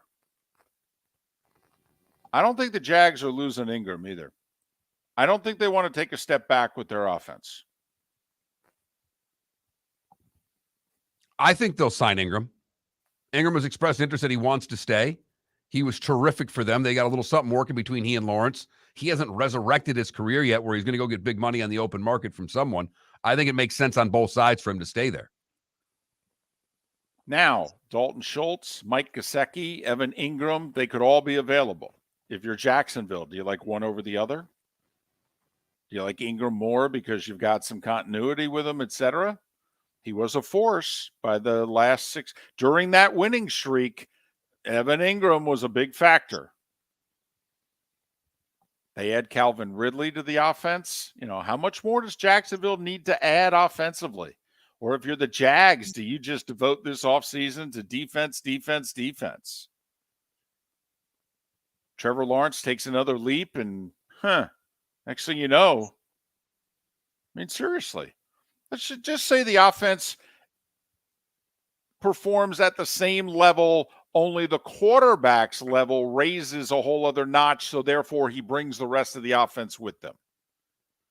And they turn the defense into a liability into, it's decent, top 15, instead of being top 25 in the league. They turn it into a top 15 defense. They need a pass rush. I'll say that. They really did. They could only get to the quarterback if they blitzed. And there are virtually no edge guys in free agency, and it's not a great draft for that. I mean, that is a really difficult area to improve on this offseason, David. Especially when you're drafting 24th. You got to find something like the Chiefs last year with the kid from Purdue. Late first round, they hit on it. But there were more people who could rush the passer in last year's draft. So anyway, some business with the Jack. A week today, by the way. Teams have 7 days now. They have till Tuesday, March 7th to place the tags. So a lot of them will wait until March 7th. But just saying, the first tag's now been administered. Is anybody else going to follow suit sooner rather than later, or are they all going to wait another week? And Baltimore will wait the longest. Right? I guess, but they're so far apart. I don't see. It will shock me, of all the guys, literally, Mark, of all the players that have been mentioned as possible franchise taggees, Lamar would shock me the most if he and the team came to a deal. They are reportedly $100 million in guaranteed money apart. I don't see how you close that in 2 weeks. And now you're down to a week. Would you just tag him now and try to trade him? Or would you just tag him and say he's playing for me next year? Well, I would tag him. And then, he'll probably threaten to hold out. And then between now and the draft, my guess is some teams will call. But I'm definitely tagging him. First off, by the way, you can tag him and then still sign him. That's just protecting it so that he can't leave and you get nothing. That's all. You can exclusive tag him. You can non-exclusive tag him. But no, I'm tagging him.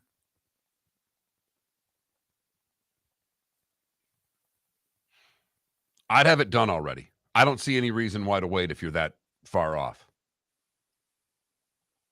And then I'd wait to, okay, is Atlanta as serious as we're hearing they are?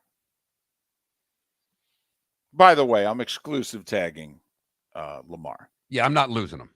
No, I'm not. No, I just want somebody to call up and say, okay, you own him. Here's what we'll give you for him. Oh, okay. Sounds good. I don't want to have to get into having to match a competing offer and what have you, because then, and I might not get the compensation, quite frankly, that I could if I work out a side trade where I might be able to get more. If you think about it, if some team wants to take Lamar Jackson off the Ravens' hands, Mark, that means they're also committing to paying him, which means they're committing to Lamar Jackson for like the next 5 to 7 years to be their quarterback. They're going to give up a lot. That's a rest of the decade acquisition. This is our guy. Yeah, you're going to get more than 2 ones. Yes. You may not get 3, but you may get 2 and others. A player's, a couple other picks in there. Absolutely. If we're talking about this compensation to move up in the draft for a guy who was an MVP, it starts at 2 1s and maybe 2 2s and goes from there. Heck, just 2 years ago, if the right to draft Trey Lance was worth 3 first-round picks. What the heck is Lamar Jackson worth? I understand Trey Lance is about $200 million cheaper. He also may be $200 million less good. And we may never even find out how less good he is. Right. Depending on how quickly Brock Purdy gets healthy. Well, first he has to have the surgery. He hasn't even had it yet. The good, the bad, and the ugly. Today was the day when What's on Tap. All still next right here. Miller and Moulton, Florida Sports Network. The waterways of Naples are a beauty to behold, and the Bayfront Inn has multiple ways for guests to enjoy the water and have some fun. Gather your family and friends and enjoy a leisurely day on the water with a pontoon or deck boat. If you prefer to explore the waterways without a motor, the Bayfront has canoes, standboards, and kayaks. At the end of your journey, enjoy lunch or dinner at the Bamboo Tropical Bar and Grill. The Bayfront Inn. Something for everyone. On 5th Avenue in Naples. Located on the East Trail, locally owned Naples Tiki Bar and Grill is an outdoor eatery next to the Hitching Post Shopping Center. Island-inspired food with a true tiki theme. The best place in Naples to enjoy the beautiful weather in Southwest Florida. The Naples Tiki Bar and Grill offers a great menu for dine-in or takeout. Enjoy our famous pulled pork, huge burgers, and tiki bar cocktails. Don't miss happy hour every day from 3 to 6 and live music 7 days a week. See you soon at the Naples Tiki Bar and Grill, 11498 Tamiami Trail East. David Moulton for Napa, Napa Auto Parts, and Napa Filters. Insist on Napa filters for your vehicles, or if you're a do-it-yourselfer, only buy Napa filters. Napa has a filter for almost anything on earth that moves, whether it's motorcycles, foreign and domestic cars, vans, SUVs, earth-moving equipment. You get the idea. Napa Auto Parts, Napa filters. Insist on them for your vehicles, or if you're do-it-yourselfer, only buy Napa filters. Mark Miller for SWFL Golf Carts or online, flgolfcarts.com. If you're looking for a golf cart, an e-bike, or an e-motorcycle, go visit Alex and the gang at SWFL Golf Carts. flgolfcarts.com online. Check out their whole inventory. If you're looking for a custom cart, they can take care of you. 2-seater, 4-seater, 6-seater, they've got you covered. E-bikes, nobody better for value and service. E-motorcycles, check them out. Again, flgolfcarts.com. flgolfcarts.com. You were listening to Miller and Moulton on the Florida Sports Network.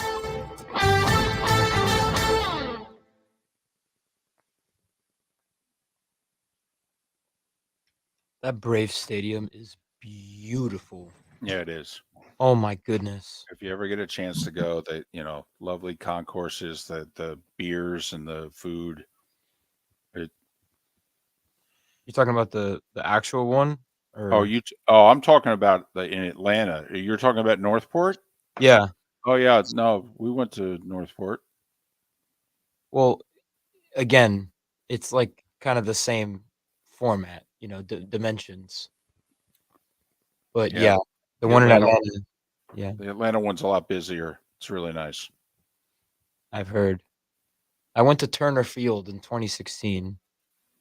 And I remember how confused I was when I found out that they were moving after just 20 years. But they built it in a better area, no? Or just closer to downtown? Well, no. Turner Field was the downtown stadium.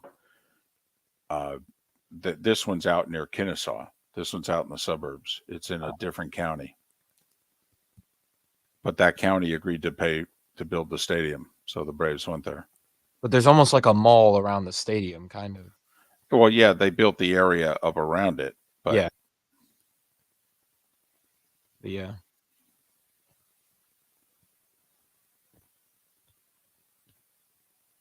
Doesn't Georgia Tech use Turner Field? Georgia State. Georgia State. It's so funny to me. Giant stadium for a small school.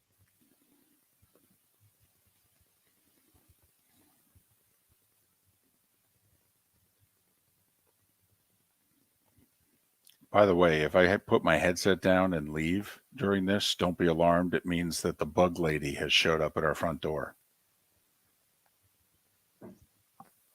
Good to know. Bug lady, huh? I believe the bug person is a woman. That's what I was told. I don't believe I've ever seen her.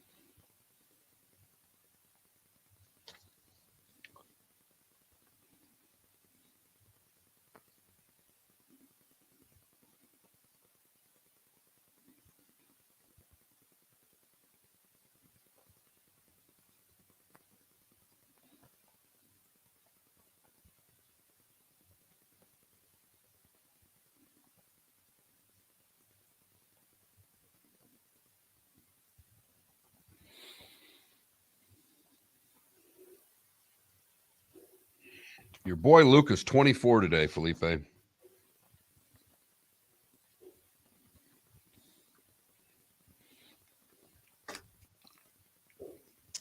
Whoa. This.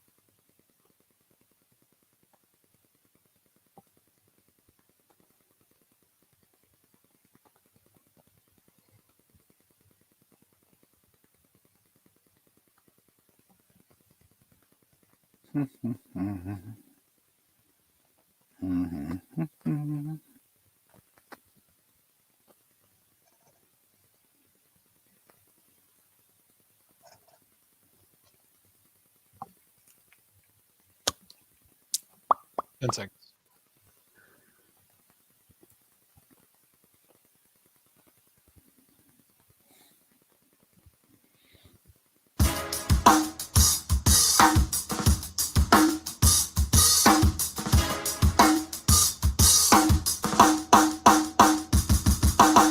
Welcome back to Miller and Moulton, only on the Florida Sports Network.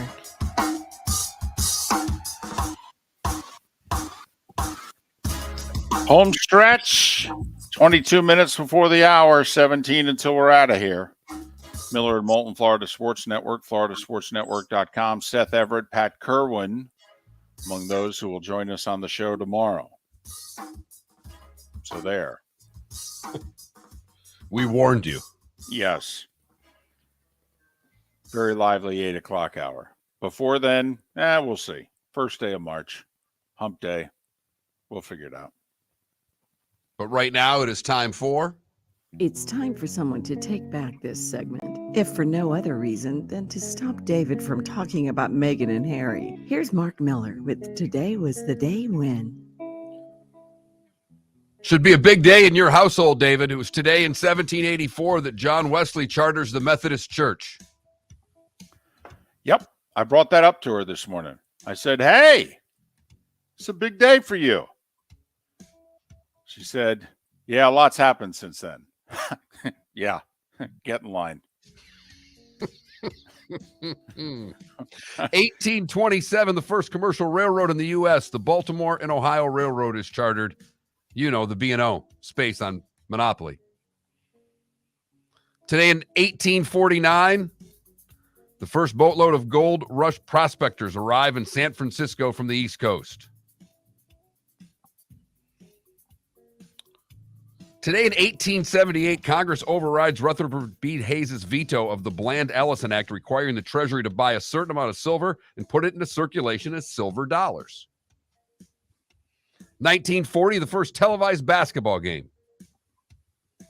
Huh, who was it? The University of Pitt beats Fordham. Okay. 1959, Ollie Madsen got traded to the Rams by the Chicago Cardinals for 9 players. Herschel wasn't the first, David. Today in 1960, the U.S. wins gold in ice hockey, beating Czechoslovakia 9-4 at Squaw Valley. Jack would win the PGA today in 71. Okay, now think about that. It's February 28th. And yes, the PGA was played. Wasn't it played in Florida? PGA National. There were a few of those, if you look around, that the PGA was played at different times because they wanted to put it on different courses and what have you. They've moved it now to May. We talked about this. We think it brings in, if they want, they could maybe bring Florida into the equation. They could bring Arizona into the equation if they wanted. We do think there are parts. They're going to Texas, I think, in a few years. Texas hasn't hosted a major, I think, since the late 60s. So I do think, Mark, the PGA moving to third week of May does open up courses in a couple of other parts of the country. Agree 100%. Big day in 83 for both of us, David. U2 released War.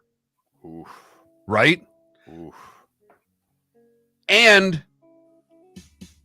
after that, maybe you played the album or cassette. Not sure which you would have bought that day. But that night, the final episode of MASH aired. Do you remember how long it was? 2 hours. 125 million people watched in the United States. 77% of the television viewing audience watched MASH. That was a record at that time. More than World Series and Super Bowls and Oscars and the whole deal. And in 2012 at the 54th Daytona 500, after a stoppage for 2 hours because of rain and fuel on the track, Matt Kenseth would go on to win the race. Those born today that are no longer with us, pretty big list.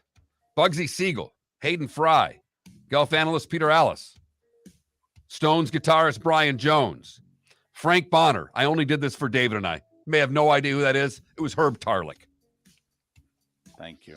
Bubba Smith, Gilbert Godfrey, and Mark Pavlich, all born today. Those celebrating birthdays, Mario Andretti is 83. Bernadette Peters is 75.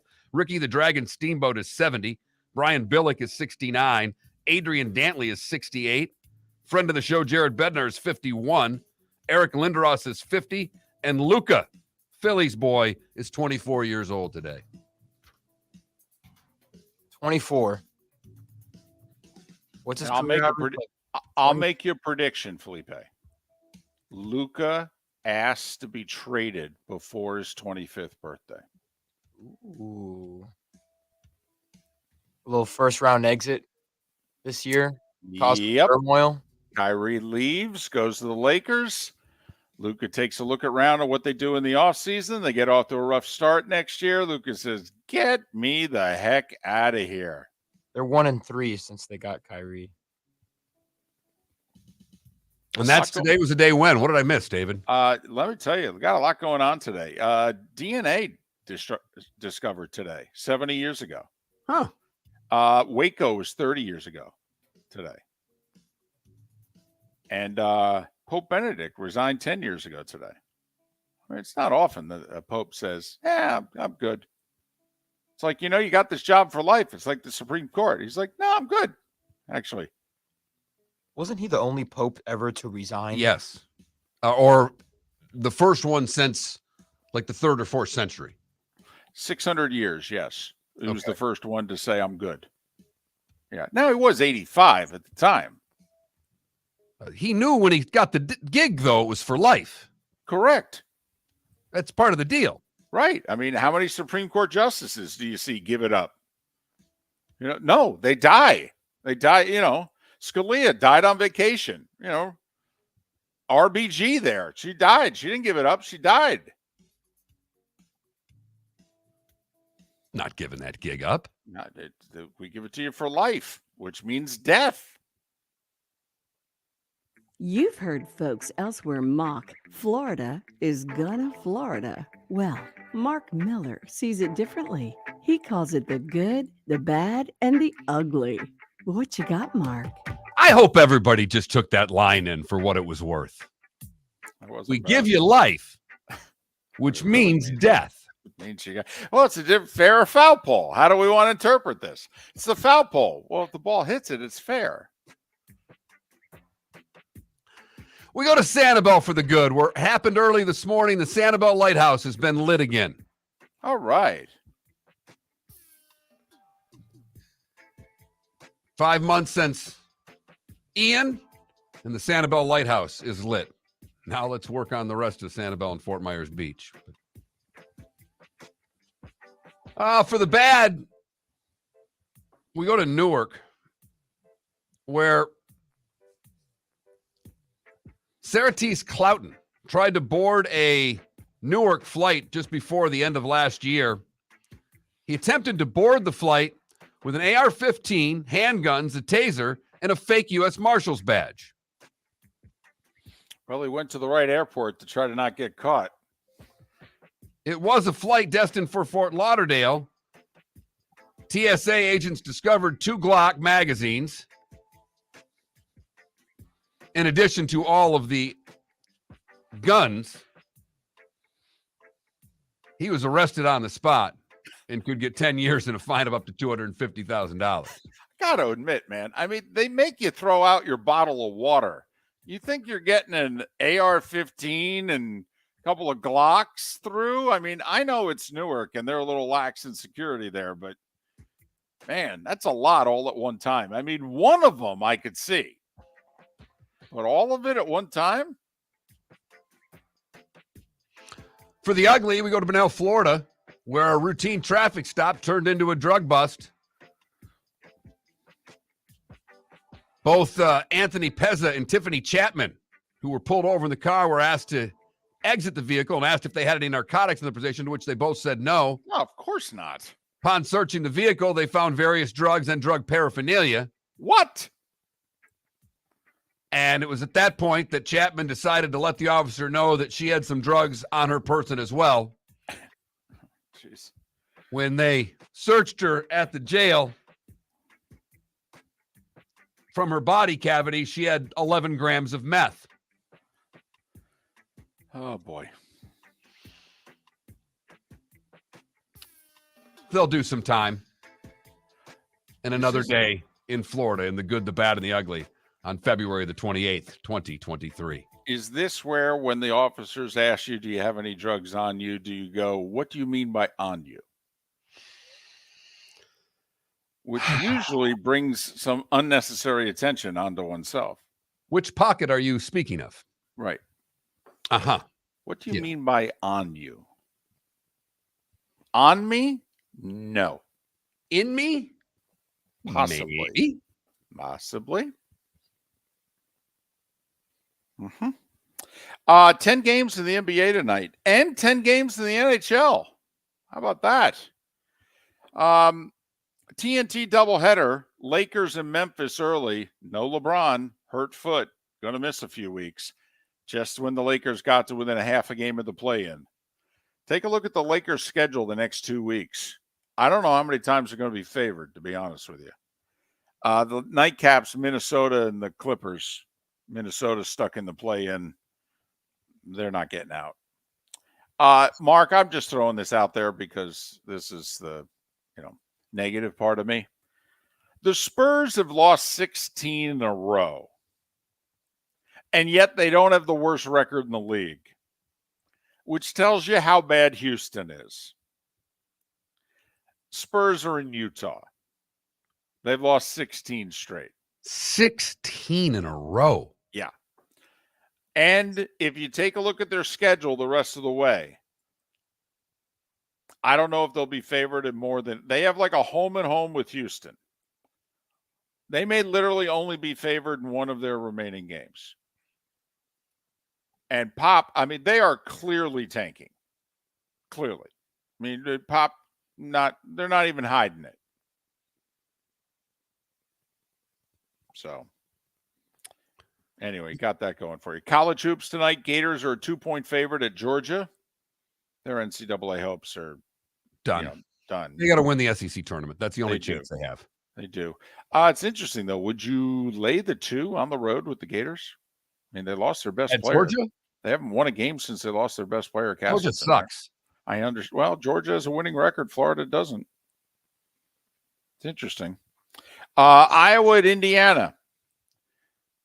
Who's Fran going to stare down tonight? 7 o'clock on ESPN2. That was something. Okay, more out of line. C.J. Buckner not shaking the Cardinals manager's hand, or Fran McCaffrey with the 2-minute stare down right in front of the official. More out of line is the umpire, but what McCaffrey did, he should have gotten teed up for it. It's intimidating a referee. It's clear. It's a clear tee by the rules if he wanted to call it. And by the way, that would have been his second technical. He would have been gone because he'd gotten teed up earlier. I give that official a ton of credit. I'm with you. He didn't make it about him, even though Fran McCaffrey was acting like an ass. 10 games in the NHL tonight, including Panthers at Lightning. It's for 10 games. There's not a lot of great games on the schedule. Panthers and Lightning is the best game of the night. But I will say, you got the Bruins in action. The Bruins are playing their 60th game of the season. They've lost 8 in regulation. They're in Calgary, who's fighting for their playoff lives, 4 points out of the playoffs right now. By the way, bet of the night, your Wings. Back-to-back at Ottawa. They play them again tonight, don't they? Yes, they do. And Ottawa's minus 130. I get the Wings as an underdog. Do you really think they're losing back-to-back games to Ottawa? And they got worked last night. I watched the game. They'll have a better effort tonight. It's their season, by the way. Yes. I think I'm throwing a few shekels on the Wings tonight. So there you have a little bit of what's on tap tonight in and around college sports. Well, come on now. A-Sun, Sun Belt, Patriot League, and Horizon. Quarterfinal action in 4 small conference tournaments. A-Sun at the play-in games last night, but quarterfinals, A-Sun, Sun Belt, Patriot League, Horizon. Horizon first round, that Antoine Davis, who's trying to pass Maravich, playing in the Horizon. Needs to win tonight to have a chance to pass Maravich later in the week. Playing for Detroit Mercy. That Sunbelt gets going at 6. That's my kind of conference, David. I don't know what else. I got something to watch for a half hour before Marquette and Butler get going on Big East TV. I don't want to say you're old, but when the A-Sun 7 o'clock starts are a little late for you. Miller and Moulton. Seth Everett, Pat Kerwin, and a hump day edition tomorrow. Join us then. Have a great rest of your day. Thanks for listening. Miller and Moulton, Florida Sports Network.